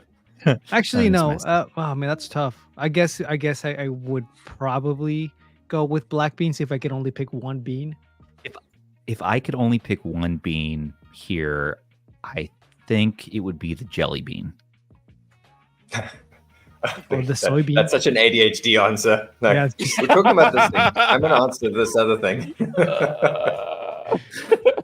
You're welcome. No, pinto beans, Beans are matter, are okay? legit. Beans Beans matter. Beans matter. Beans matter. Yeah. Also, we're very sorry about our. Hashtag beans matter. We don't know why we're like this. Playtron. Playtron, okay, they're making a lot of promises, and I hope that they keep up. We'll hear back from them. Also, do you know Steam now has Steam family sharing? This is really cool. So Yes, if you great. ever wanted to share your Steam library with friends or family, you can add them to your family here, and they can play your library. They'll have their own cloud saves. They'll have their own save states, and their own achievements. It's cool. That's really cool. I like Aish, that. Yeah, I you love brought this is up. Do great. you have any further thoughts on it? You were really I think excited. that's awesome, and it's just Steam being awesome again. There's really no other company does this. You say Even like steamed with Nintendo. beans. Steam beans. Yeah. Steam No, beans. Steam is just. honestly. I think at this point, like it's hard to argue with the fact that Steam is like the most consumer friendly like gaming company right now, just because of not just the sales, but this too. Like no other company does this to where you can just buy a game and all your family can just play the game as if they had it too. That's the awesome part. Mhm. I think you can even multiplayer with one game in the same household. Like that's pretty awesome. Okay. Yeah, so you can have the game downloaded, and then let's say your son can download it on his PC, and you both can play that same game online. You don't have to buy a second game. That's huge. 'Cause Okay. even like Google Nintendo, Play. you can't do that. Like Google with Play Nintendo, you sharing can- plan. Same exactly. thing. Yeah, like Nintendo, you But can share on the same console, but that kind of sucks. It's not fun. Like this. Same con- Yeah. It just sucks. I want to ask you, Aish, because what I understood by it is if I'm playing a game, so I thought about this because it's specifically something that interests me because I have family members that want to play. I bought the whole Walking Dead thing and they're huge fans, so that when I'm done with it, they want to play. But they can't play while I'm playing. Am I correct? Yeah. Yeah. So They if can I download it on hop their onto PC. Steam, Mhm. but if I hop onto Steam and want to play, they have to log off. No, they can still play. Oh, okay. Because I just saw someone online complaining about that. I thought I think- if you're playing the same game though, I don't think it works with the same game. From what I understood from it is that you could both be playing the same game because it's Okay. on there. You can add up No. to 5 people besides you. That's fine, playing the same game. But what happens? Sorry, that was a bad example. What happens if, because I'll lend them the game, but then I want to carry on playing whatever the next game is, Death Stranding. What I understood is we can't both play on my accounts at the same time. You Not on wouldn't be your playing, account. They wouldn't be playing on your account though. They would play They'll on be their on their account. You own. add them. You add their account to your And family. then share plan. it. Yeah. Okay. You Well, If we you just already did kind of do something like that, like if you installed Steam, like Yeah. I did it with my son's computer. Like I installed Steam, I opened my account, I downloaded a game. I could let him borrow that game, but now you can do it with multiple people. I think TechTube just answered our question. Yeah, So it's it's not gone. same game at the same time. Yeah. Oh wait, it's not. That's the whole reason I was excited for it. That's what I Yeah, understood no. that you could. Oh, never mind. And Man. it's the opposite. It's still pretty cool, but Let me get that's back way up. less hype. I'm way less hyped about it now. That's not the one. Yeah, we're gonna have to have Tech Dweeb on here to talk about some of this stuff. Mr. Dweeb, sir, if your mother would allow it, to please come out of the basement with your root beer Okay, and come back on our show. that's where I got confused. ASAP. Yeah. ASAP. ASAP. You gotta can launch both. that I'll take this ASAP. moment to. Back that NAS up. I didn't realize Right. it's such a vibe. Like I'm sleeping while you guys are doing this. It's so cool. Everyone's here. I just want to say thanks to TechTube. Like this was. I have to just do a quick moment to just say how much effort he went to get this Steam Deck to me. Like cost to him, time to him, and then he still went through the effort of doing a little caricature for me. And like it was. I said to him on Discord, he's the real deal. He's a solid dude, and I just want to thank him for that. He's a sweetie pie officially, Yeah. He's Yeah. amazing. and Wait, somebody's saying you can't play Appreciate him. simultaneously though. This is Sorry. Somebody in chat just said like you can't play such a heartfelt moment. Most of us on this podcast have ADHD, and we forgive ourselves for how we are. That's why we introduce things like beans while we're talking. Yeah, we love beans. We legitimately, it's a rally cry. It's a revolution of beans. But we're done talking about that now. We're done talking about it. The last thing we want to talk about before we want to interview our buddy, Mr. Adin Walls, is Suyu. You guys ready to talk about one last time? Yeah, that's right. Suyu is continuing on. So we were going to share that, hey, their GitHub was taken down. They got a DMCA, which is true, but not from Nintendo. They got a DMCA just from GitHub themselves because they were saying, hey, they were like, you forked the official Yuzu, which is not allowed to be forked. You're sharing their code, so we're taking you down. Now it's back up at git.suyu.dev, link in our description. And you can they're still going. It's a 14-year-old lead developer. Yes. And he's like, good luck coming after a 14-year-old and suing. Yes. And I saw his post. That dude's got the balls the size of planets. Like he's just like.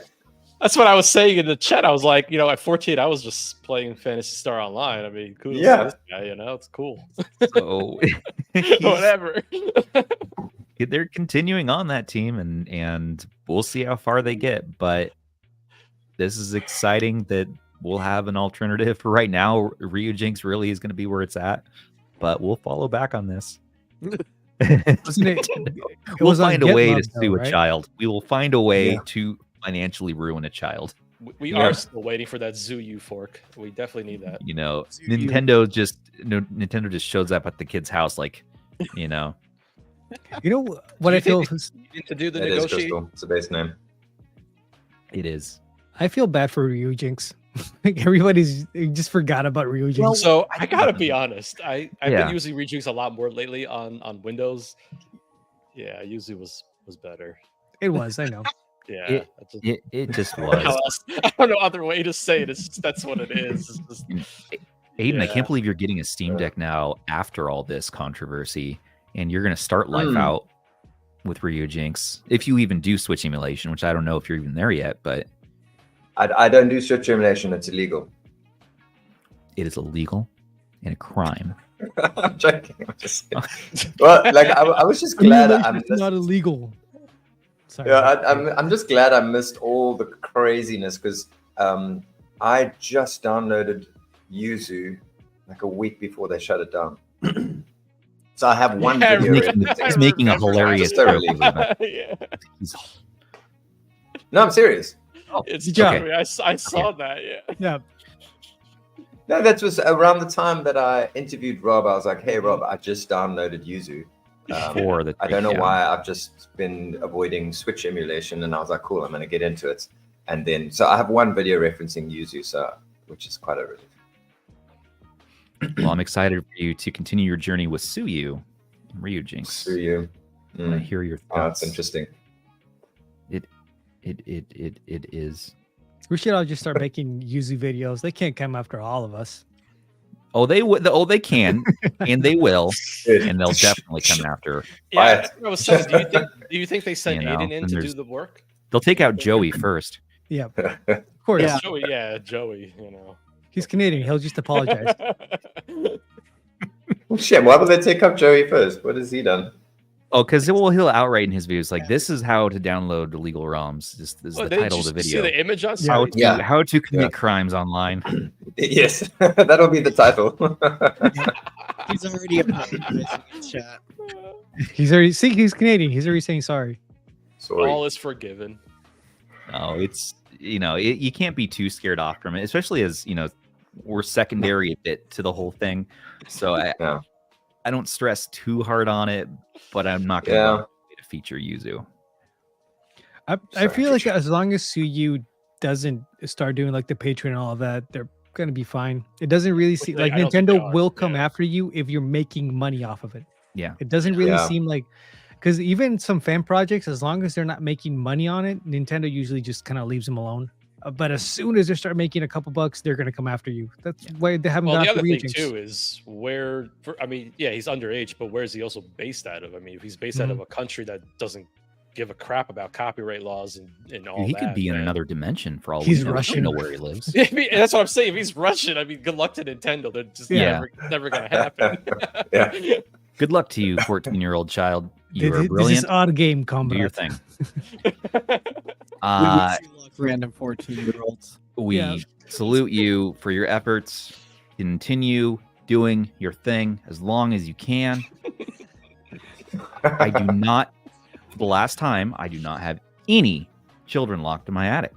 How many times I have to explain this on this Don't show? go there. Surprisingly, more than once. Yeah, let's Just hack a switch, guys. It's fine. No children anymore. Yeah, and by that I mean that Ban is now out of my attic because he's a young man, but I don't know. Just watch out. This. Just hack a switch. I'm just staying away from that. Oh, okay, so all right, that joke's getting written out of the script. Let's completely shift the subject over to our friend Adin Walls. Adin, thank you for joining us today. We have I get music and everything. You get music. You get the interview music. You're in studio with your knife. Yes, ready. This is already a highly rated episode. I cannot believe it. We're getting spicy, and I have to ask, quality, man. You have the vibe. I always appreciate your backdrops. And you and I, you know what? You and I had an awesome time. You had me on your show, and I talked all about my various neuroses and problems. And it was a nice venting session. Counseling session. You paid me for it. Yeah, it was a good counseling session. It was good therapy, and thank you so much. You make a great therapist. And I have to say this now on air, finally, we have this chance.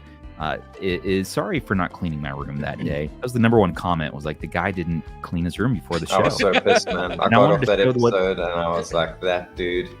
I wanted to show it the life of like a disheveled, just completely burnt out YouTuber looks like for that week. Like, this is what it is. Didn't bother me whatsoever. Well, good. I'm glad that we've sort of had a chance to heal now. From that trauma. And we're from that trauma. And you and I are going to do it again in what? In a week from now? 2 weeks from now? I think so. Yeah, we just need to get our times right. So I do just want to apologize. I checked out Discord. We just had I don't know if you guys are having daylight savings there or what's happening. We are. We were an hour off now. So sorry about that, everyone. Well, I'm sorry for not double checking that myself. We haven't had a guest from the South Africa time zone before. So you are, by the way, if anyone doesn't know, you're a YouTuber doing retro gaming. You used to do cameras and other stuff, and now you've switched and pivoted and done really well for yourself. You're almost at 14,000 subscribers on your YouTube. And for anyone who hasn't seen Adin, go check out youtube.com/@AdinWalls. He has 141 videos of informative, fun content. Some of those are interviews with other YouTubers and friends and interesting people. I know you just had Shane Craig on the other day, which that was a great interview. It's just really cool to see that, actually. I'm a big fan. Oh, thanks. Yeah, that was like out of nowhere. I was like, oh, nice. Get to know this guy now. And that's what's great about your interviews, because you actually somehow pull the deepest, darkest stuff out of people. And not only it's light and fun, but you also just have very deep stuff. And I remember it hit me like a ton of bricks when we talked. I was like, was not expecting to go any of those places. But paint you into a corner. Yeah. And I can't say that I regret it. So you kind of get that out of all your guests. So watch the episode with Russ, Joey, Rob, Aish. You got to have at some point Zoo on. I think that's even one. Oh no, that's the one I can't wait for. I know it's been trouble to schedule with him because of his producer Gary, who is Gary. He's all over the place. That guy. It's hard to kind of pin him down, and so he's so big.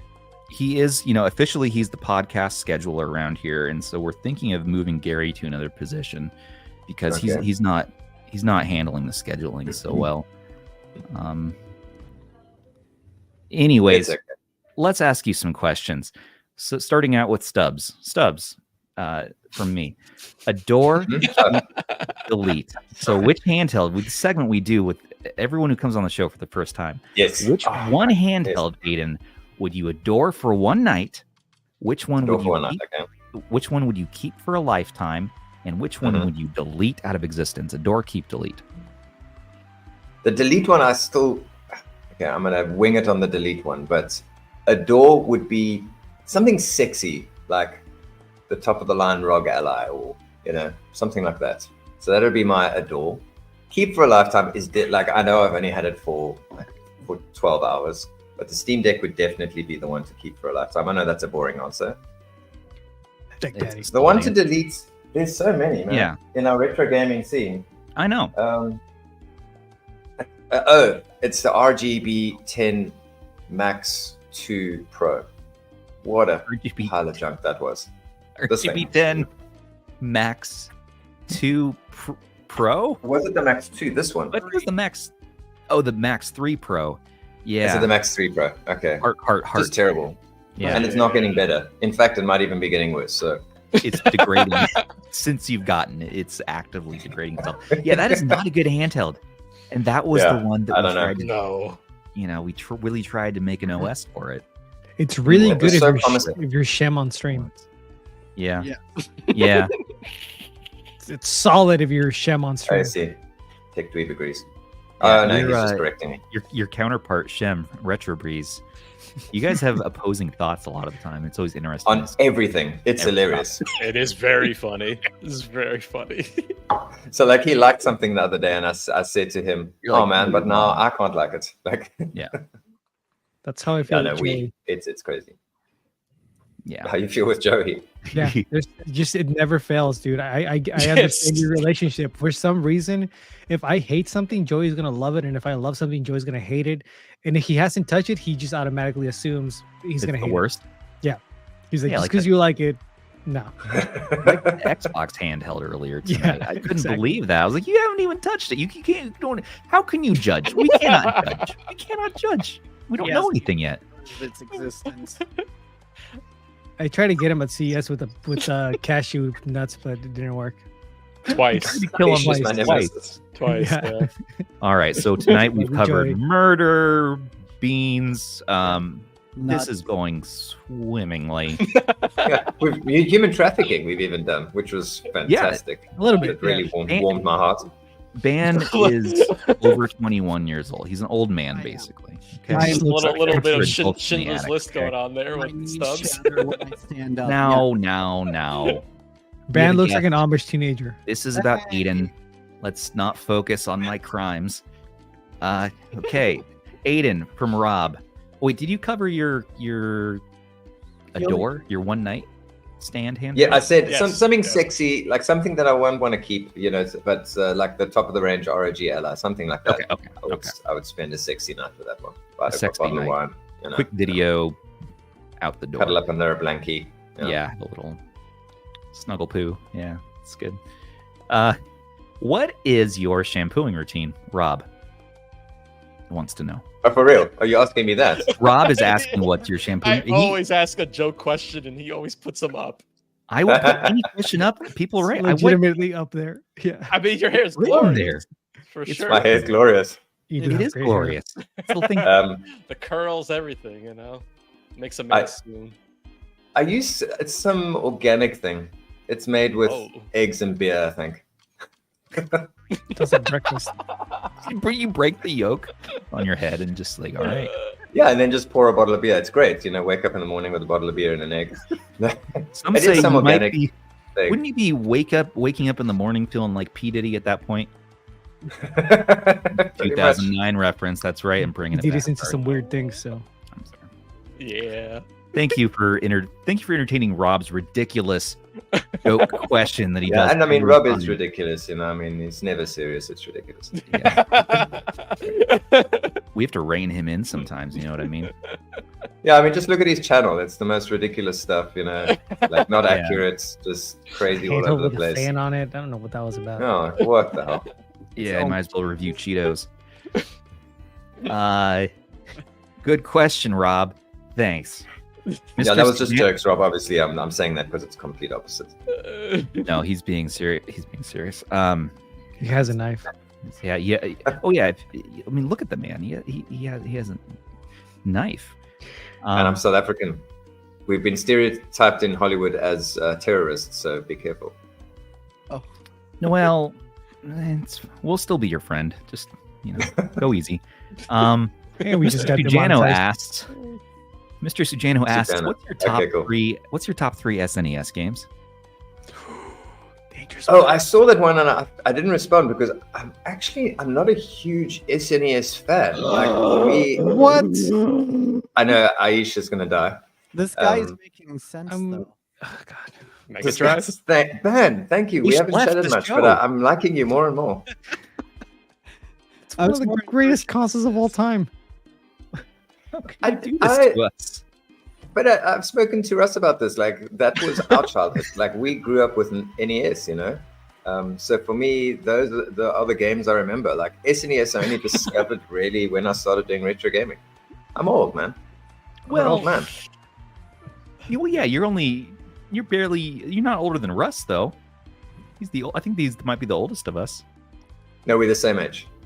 Okay, same age. It's- We'll have it's Russ never on next too week. We'll late to confirm play who's great the games. who's the oldest man in the retro gaming scene. Sorry, I can see I've offended you all.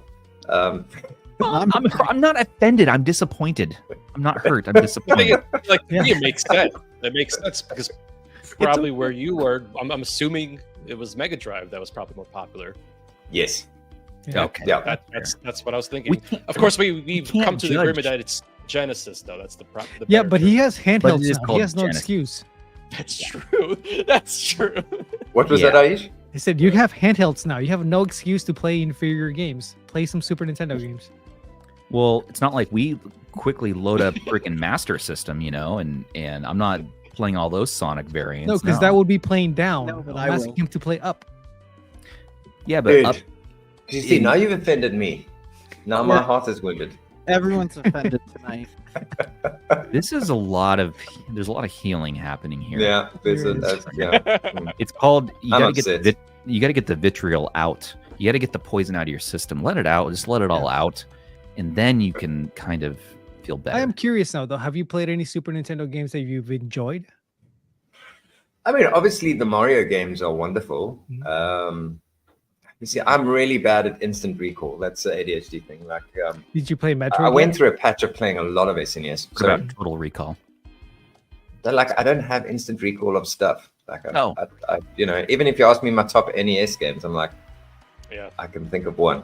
Dr. Mario. SNES. Let me quickly Google it. Top SNES games. There we go, and I'll tell you what I think. We can move on if you want, but I want to hear your answer. Metroid. I love yeah, Metroid on the SNES. We're good now. Okay. Yeah, Metroid, Yep. F-Zero. I tried to get into Mega Man. Oh, and Earthworm Jim was like weeks of my life. Contra 3. Have you played Contra 3 yet? Yes, but It's a fun one. didn't we get Contra Genesis 3 on got the one. NES as well? What's They that? had Yeah, I had hardcore, Contra. Yeah. Hardcores. Yeah. Yeah, so Yeah. those were the games I enjoyed on there. Yeah, that's it. Kirby. I actually quite enjoyed Kirby. Hey, it's not me you have to answer to. It's Mr. Sujano himself. Yes. Okay. Well, Mr. Szdiier, we need to organize a podcast time as well for me. You've got to. Chrono Yeah. Trigger. And He's podcast just time good. stands for subscribe to Mr. Sujano. So It does. Is that's it? good. Next Okay. question. Mikhailov wants to know from Team Retro, what's your favorite video game of all time? How about that question? Oh, that's like super easy, and it's well documented that Darkwing Duck is my favorite game of all time. Okay. I absolutely love it. Yeah. Nice choice. I like Instant that. recall, 10 out of 10 Just- right there.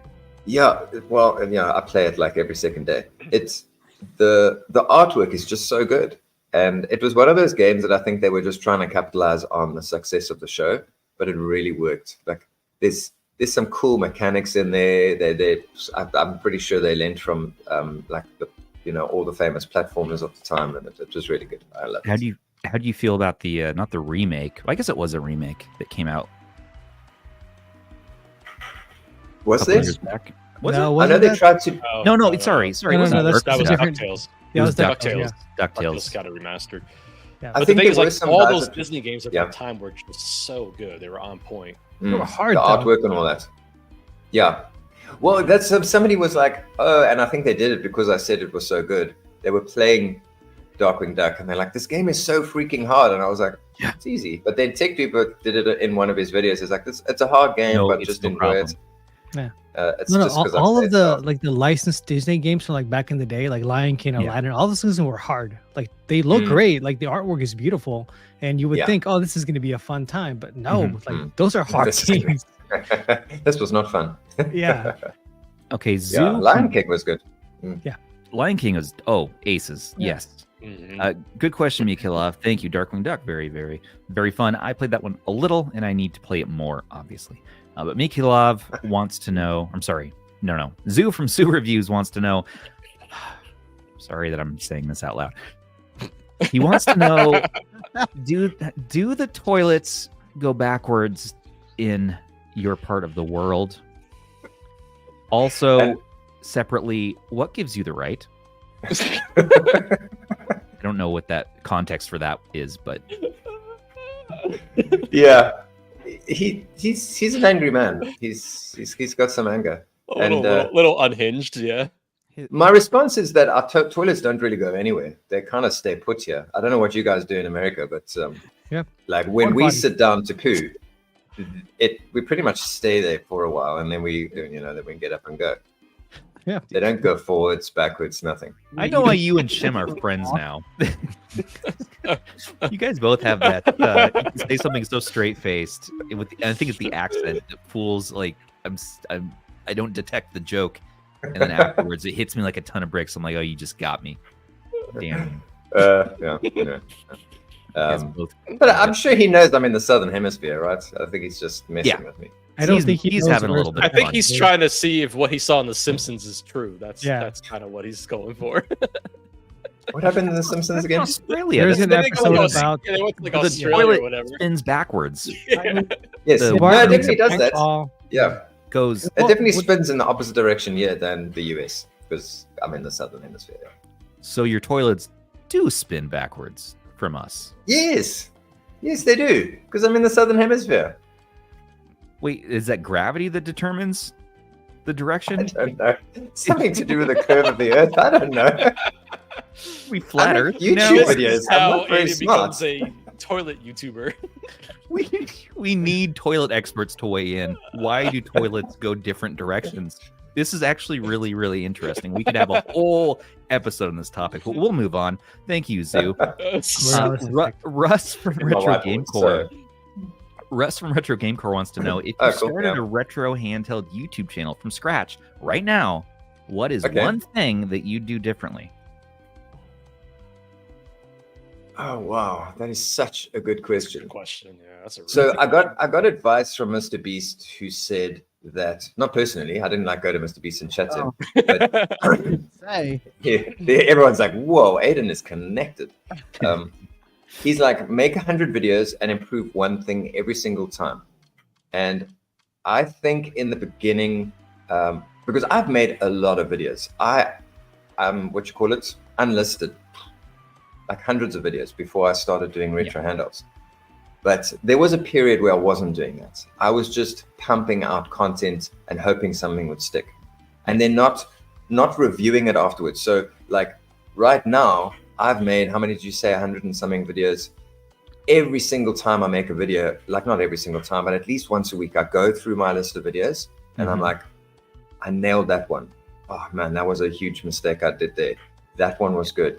I need to take that element, and I've actually built like on a spreadsheet, on a document, like an algorithm of things that work and things that don't, So I kind of have already done that. I had an opportunity to go, what would I do differently?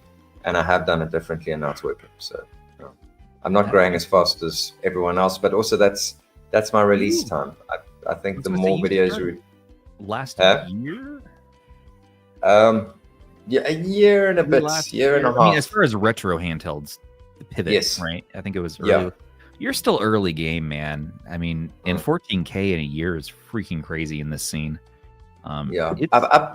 It's getting harder and harder for newer tubers, I feel like, to break into the niche. Mm-hmm. No, I disagree. And I'll explain why I disagree. I think it's just a case of, it is more difficult because you've got to get it right first time around. There's no room for like effing around now, like a lot of us did in the beginning. Like, I think now you've really got to have your ducks in a row. But the thing is, I'm feeling that. There's how many of us out there that are doing things right? Like you've got all like the people that I'm looking at now, people in the comments who are doing it right. Just go look at their channels and do the same, but with your own personal flair, you know? Right. Just do your own thing because people want to hear your unique view. So it's not like, we're not saying don't try to create a retro channel, but it can be tough. And you do have to get all your specs right. You have to be so careful. Reddit, especially, will definitely tear it down. If we'll rip you a new one. Yeah. Even actually, they'll rip you a new one just for posting a video at all, even if it's the best video ever. But I mean, that's just sort of the culture, I think. But you do have to get your ducks in a row, right? You do have to put your own spin on it. And how important do you think video production quality is these days? Because I've seen channels with really nice video production, but for some reason they're not picking up as fast as some of the ones that might have more, I don't know, early 2000s webcam kind of look to it. But the content's right, you know. So I don't know who I spoke to about this, but so I thought video production, clearly I love video production. I thought that was the most important thing. And I would say, like you mentioned, accuracy and upload regularity.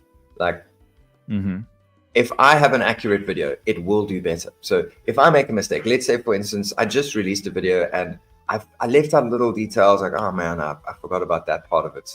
That video isn't doing as well as the previous video, which was like 100%. Everything was correct and I didn't make any mistakes. Not mistakes, but if you leave out a little bit of information that someone more knowledgeable than you will pick up, that video just doesn't do as well because people go and then they Google and they go, oh, hang on, he doesn't really know what he's talking about. I'm not going to share this. I'm rather going to share like Russ's video, whoever, someone else's video, you know? So that's very important. And then I think specifically, this is something that I've noticed in the tech world is upload more regularly. It's unfortunately just the reality of our world. The more you upload, if you can it's terrible because you'll burn out, but the more you can upload very good videos, the better you'll do. Yeah. It's true. And TechWeeb also makes a good point there as well, just saying, hey, do it because you love it. Upload videos because you love it. Don't do it to try to be rich and famous, because that is kind of a fool's errand a bit. And yeah, you got to have the passion. That's the most important part of this. If you don't have that, what do you have left? You know?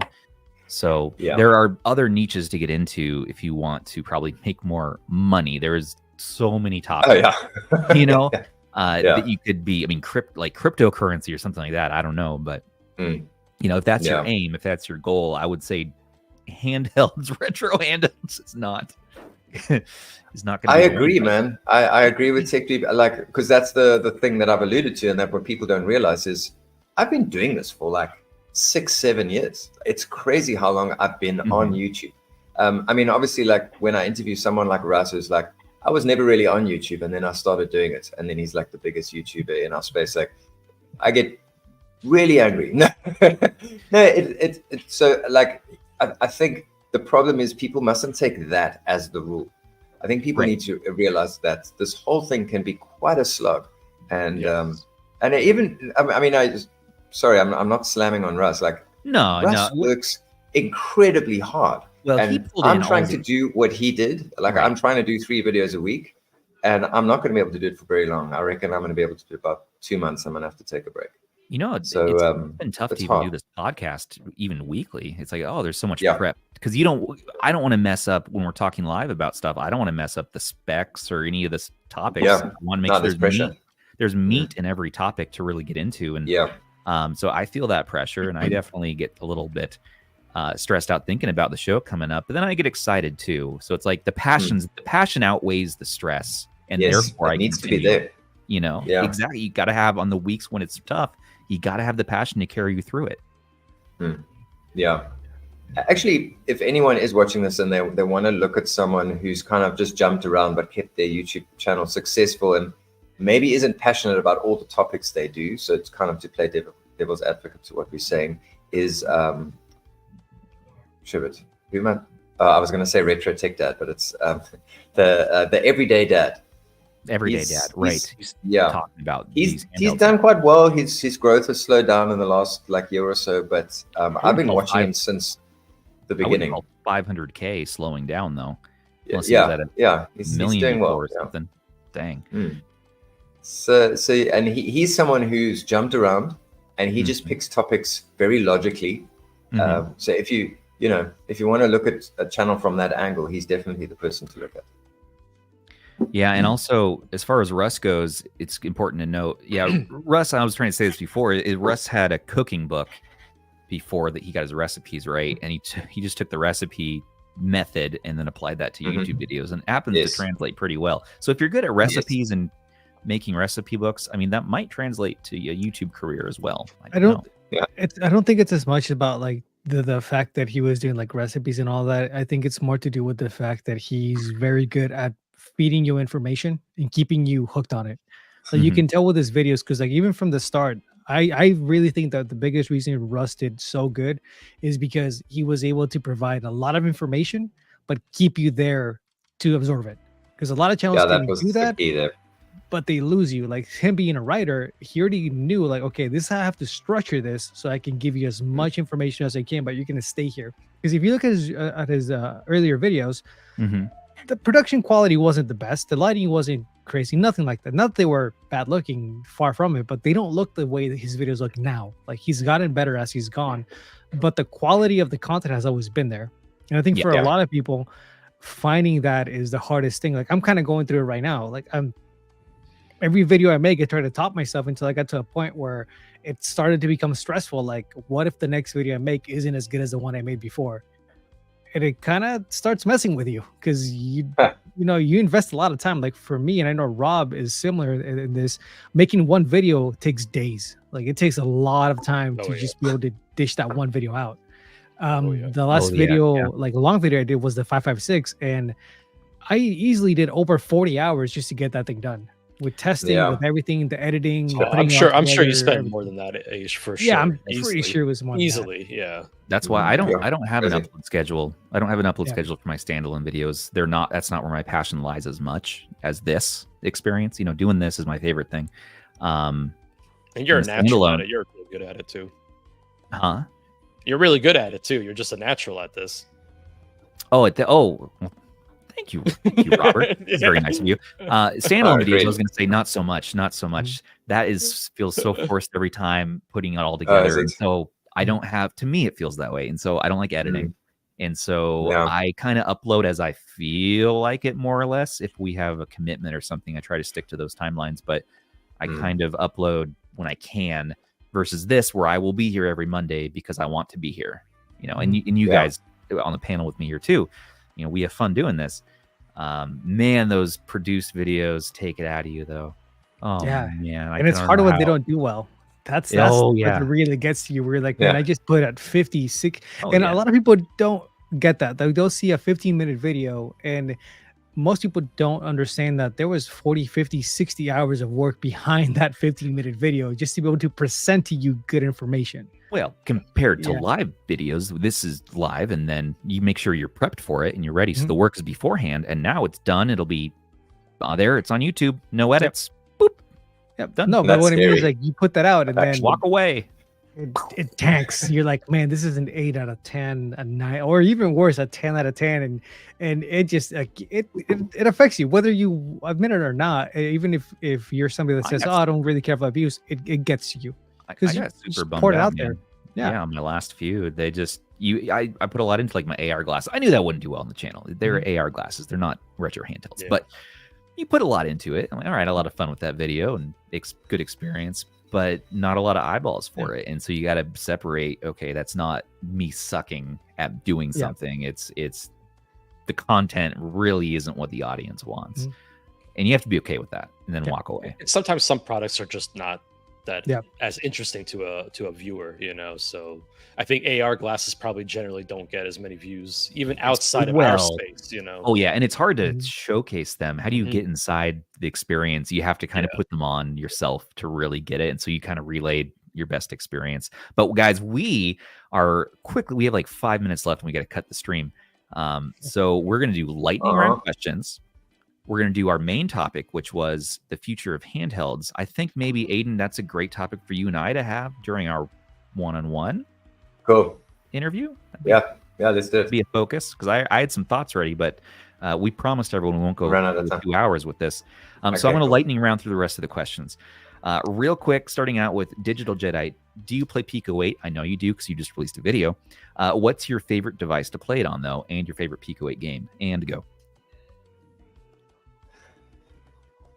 RGB30, obviously. RGB30 is the way to go for Pico 8. I've been doing a couple of vids on, like I've been trying Pico 8 on a bunch of things, but I guess so my total recall is not very good. I really like the... You can also say skip. No, but I really like the shmups, as Rob affectionately calls them, the shoot 'em ups. Kali Khan, there's a new one on, I can't remember the name, but there's a new one on there. And I'm not a huge RPG fan, but there's some really cool role-player games on there. Huh? How dare you? Aish, we clearly have some issues to deal with. I don't know the name of Pico 8 games off the top of my head either, though. Yeah, Kali Khan is very good. There's a new shoot 'em up that's really, really nice. There's one where the guy has to do deliveries, which is really cool. Here we go. It's Praxis Fighter X is the new shoot 'em up that I'm quite enjoying. Check that out, everybody. Oh, and the one other, I'm giving this away from my next video, but there's one called Marble Merger. And it looks like it's supposed to be marbles, but it looks like a bunch of balloons that you're dropping. I love little puzzle games, like, Game Boy style puzzle games. And that's a really good one, Marble Merger. And would you say, do you prefer do you prefer Android or Linux? Android or Linux? I don't know. They both have their issues, but I think in the end, I prefer Android. Yes. Matt Santiago. Nice. One of us. One of us. Was that the right answer? Okay. I think so. Yeah. I would say so. Although Linux is so much easier to use these days. TechDweeb asks, can we get Aiden's comment allegations that he is one of Anbernic's, that he is the one behind Anbernic's device names? I have it on good authority that he single-handedly invented the upcoming 35XX 2024. I'm mortally offended that you think that, TechDweeb. Like, I'm so offended. Like, I hate those names. Like, I hate the fact that I have to say them in videos. Like, it is the worst thing. Oh. And I hate this new RG35XX. I think it's just a pain in the ass. You gotta, I know gotta watch. It's probably going to be cheaper and all that, but just get the Miu Mini Plus, for goodness sake. Stop. There you go. This now. Well, and watch TechDweeb's episode. I just thought of that one too. That was another fun one. He had his sleeves only, just like when he had him on our show. The episode with me, yes, lovely. Episode. You and Dweeb. Yeah. Can I run Batocera on ban without having? Okay, that's not the correct. But ban, what were you gonna say? I don't run Batocera, only jealous. We should all be jealous. We already had that one. Joey's Retro Handhelds. What's the first game you played, Aiden? Oh crap! The first game I played was probably the OG Super Mario. That's probably the first game I ever played. Yes. I just remember it so clearly. I can remember the room. I can remember the smell in the air of washing powder. It was, and we played Super Mario at my cousin's house. Wow, what a vibe! Platforming at its best. Yeah. It's all downhill from there. Sorry to step right on your sentence there, my friend. No. Also, thank you, TechDweeb became a YouTuber. TechDweeb became a YouTuber. TechDweeb is good people. I've been waiting for that. What's Aiden's favorite? Okay, what's your favorite handheld? My favorite handheld is probably going to be the Steam Deck after this week. Yes, correct. Correct. Right off. One of us. And for some reason, I don't know why so many people disagree with me. I love the Retro Pocket 4 Pro. It is just a beautiful piece of tech. Why does everyone really nice get upset when I say that? I think it's just that for some of us, the RG556, if we're putting them against each other, edges it out a bit, but it does not at all diminish the fact that the RP4 Pro is an incredible, impressive piece of tech. It's a great handheld for the price, especially. That I still enjoy using. It's not a bad choice or even a wrong choice. There is no wrong choice, but I mean, well, maybe there is, but it's not a bad choice at all. So yeah, tunes. Okay. Well, I love the RP4. I do too. I think it's too. bloody fantastic. We got a lot of new members today. Choice. Yeah, thanks everyone, new members. That's incredible. We've had a lot of. I'm very famous. You guys don't realize this. We could have you every week. And I just need to get the times right. Joey wanted to know, what was the first game you played on your deck, not just the first game you played from birth? Played from birth. When I came out the womb, I played. Some of us I had a Game Boy in my hands. Yeah. My mom was very upset. On the deck, I mean, I only got the deck yesterday. I tried to get the walk. So, like, I feel like if anyone's been like watching me a lot, they're annoyed that I keep saying The Walking Dead.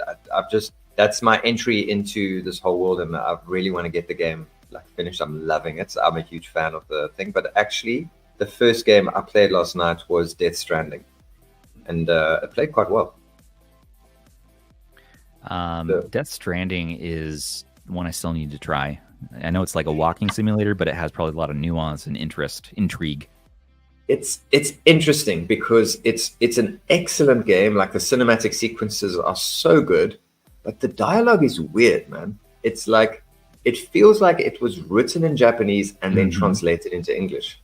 It's got a weird jankiness to it in the dialogue. But other than that, it's a wonderful game. Well, we'll have to talk more about that one on our episode.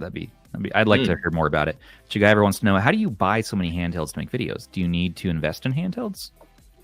I'm very rich. I'm very, very like I when I started, I had the RG. Like, watch most of our channels. Like, I focused on one device. I had the RG350M. Did a few videos about that. Then bought. Like, the reason I started this channel was like, this tech is cheap and I can afford to buy them and make videos about them. The reason I stopped the cameras was because I couldn't afford 50,000 Rand, like whatever it is, like $1,000, $2,000, $3,000 per camera to make a video. So that's the reason I was like, this is a cool niche to get into, and I'm so like excited about it. So let's get into it. And so that's why. And then once I bought maybe 4, maybe 5 devices, but like cheap devices. Then Go Game Geek reached out to me and said, we'd like to send you free stuff. So now I don't really pay for devices. I pay for the Steam Deck, obviously. Yeah. But yeah, you get a lot more review units, which can really help out, because eventually it just gets to be too much to buy this stuff over and over again. And you don't need to cover everything. We talked about this last week either. You know, you can pick out what you want to cover and then get review units in. You can say no to review units. I know Joey does that, like with the M18. He was like, no, thanks, I'm good. You know, here I am. Which one is the one with the panoramic screen? Because I said yes to that and I'm regretting it. M17. Panoramic. Oh, no. Is that the M18? It's the M18. Oh, what is it? The M18? Yeah. What have you done? No, that's actually, it's not the worst handheld, but I wouldn't say it's worth the current asking price. Michael Benny, good question, by the way. Thanks, Chigaver. Michael Benny, where is the best place in Cape Town to get boba tie, I hope I pronounced this right, Cock Sisters and Malva pudding? You just butchered those words so badly. That's hilarious. I love it. How do you say the word? How do you say the words? Boba tea? Boba tea?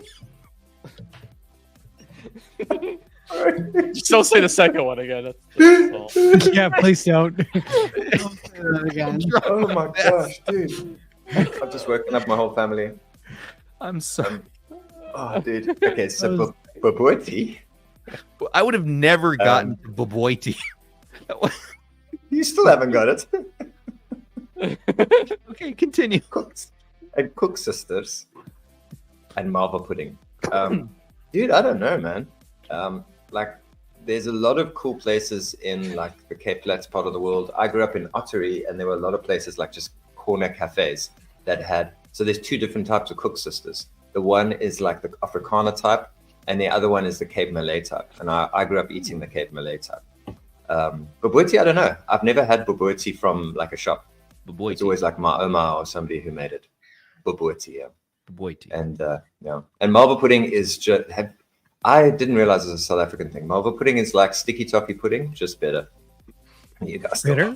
I'm sorry. How do you pronounce the second word? Which one? It was Boboiti and Cook Sisters. It's Afrikaans, so it's going to be tricky to say. Cook Sisters. Cook Sisters. Like I'm cook, sorry, like man. I'm cooking. I'm trying to be culturally, correct here. It's fine. It's Don't fine. repeat it. Quake Sisters. Okay, and what is that? It's pudding. Bobotie is like a mince dish with like an egg topping. It's really nice. Okay. And they often add raisins, so it doesn't sound great, but it's really nice. That's like sounds really good. Yeah, it's like a mesh of like Cape Malay cooking and Afrikaner cooking. So I'm not sure who made it first, but yeah, that. And then Cook Sisters also is you get, like I said, 2 different types, but it's a sweet thing. I'll post you one. It'll only cost me like $100 in shipping. You know, I'm in Portland, Oregon. We have some of the best food carts from all around the world. I wonder if I could find some of these. South Africa, maybe there might be. Yeah, there are South African places all over the world. Yeah. Have some now, thank God, I'll know how to correctly pronounce the things I'm ordering. Will you though? No, I will remember this episode well. Now man. I will remember this well. If you replay this episode, and This is a memorable one. That was a baptism of fire. Those were some of the hardest, like, South African words to pronounce. Well, actually, I'm probably not. There's probably some really much harder ones. Good. Anbernic. Well, on that note, everybody. Oh, last question from Skippy B. Coyote. What's your favorite pocketable handheld to carry around every day? Also, would you do an interview with Zoo, please? Lastly, why do you keep pointing that knife at me? What? I guess he means this knife. The knife is because I'm a really violent person. So that picture, that picture. So what happened was, I'm getting a lot of comments, not a lot of comments, but people they'll be like, the knife is making me feel very uncomfortable. Please stop using it. And so in that episode, that screenshot, I was like, some people are saying that they're uncomfortable with a knife. And then I just pointed at the screen and I said, sorry. And I sat there for a few seconds. Aiden just demonetizing the video, actively stabbing the camera. Yeah. Multiple times. Told you, terrorists, man. We're totally going to go over 2 hours a little bit here, and I just don't want to stress out about that. It's okay. But pocketable. Yeah, it's the most pocketable device. I don't know what the other question was. Miyoo Mini Plus. It's my favorite pocketable device. Oh, he wants you to have Zoo on the podcast, and also why you do Gary. Speak to Gary. Speak to Gary. We're gonna get a hold of Gary, and we should just put you and Zoo together in a room so you can work it out. That would be very interesting. Although he's kind of like a wild, unhinged baboon. If you locked in a room with him, very scary. So but he's also a nice young man. He made a very good arcade video. He asked me politely to promote during this live stream.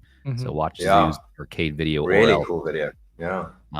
He does have people who can threaten you to watch it. So Bobo ties, yes. I get some bow tie. Hey, at least I tried. At least I was like, you know what? That's all good. I will attempt, but that's okay. And we actually are going to wrap this bad boy up. So everybody, that's what she said. Yeah, and that's the other thing I was going to ask you. That's what she said. Perfect timing.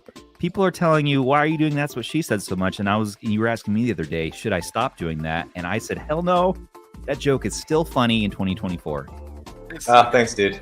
Lean into it. Never stop. I think there's some like woke your final in the ether about it, but yeah, whatever. It's become a cultural phenomenon at this point. You just have to be you, man. You just have to do what you want with your hands. Dance to the tunes. I did some dancing in a video the other day. Don't. You have to be friends with your Quake sisters. What do you do with them? I don't know. Quake sister? Be hip with the Quake sisters. And oh my god, best. we're gonna finish this on a professional note. I swear to Bob. Thanks again for joining us, everybody. Hey, Rob, get that comment off the screen. Thanks to you, Retro Fun Tech. Thanks again for joining us. We hope you've enjoyed this episode. Don't forget to we're gonna run it again because it's better when I'm talking over this. Comment, like, and subscribe for your weekly dose of handheld news. A special thanks to our guest, Mr. Adin Walls. Check him out at Adin Walls on all the socials. And a special thanks to our channel members for making this show possible, and our patrons and subs. Perks with us start for as little as $3 a month. Don't forget to check out our other videos. Don't forget to check out Aiden's other videos, Rob's videos, Aish's videos, Band's articles. Join us on our Discord to chat and play games, and join us next week for Russ from Retro Game Core on April 1st, And then April 15th, we will have Mikhailov from Team Retro. That'll be so much fun. Nice. Very cool. As always, this has been Stubbs on behalf of Rob, Aish, Adin, producer Ban. Take care of those handhelds and take care of each other. Good night, everybody. Bye.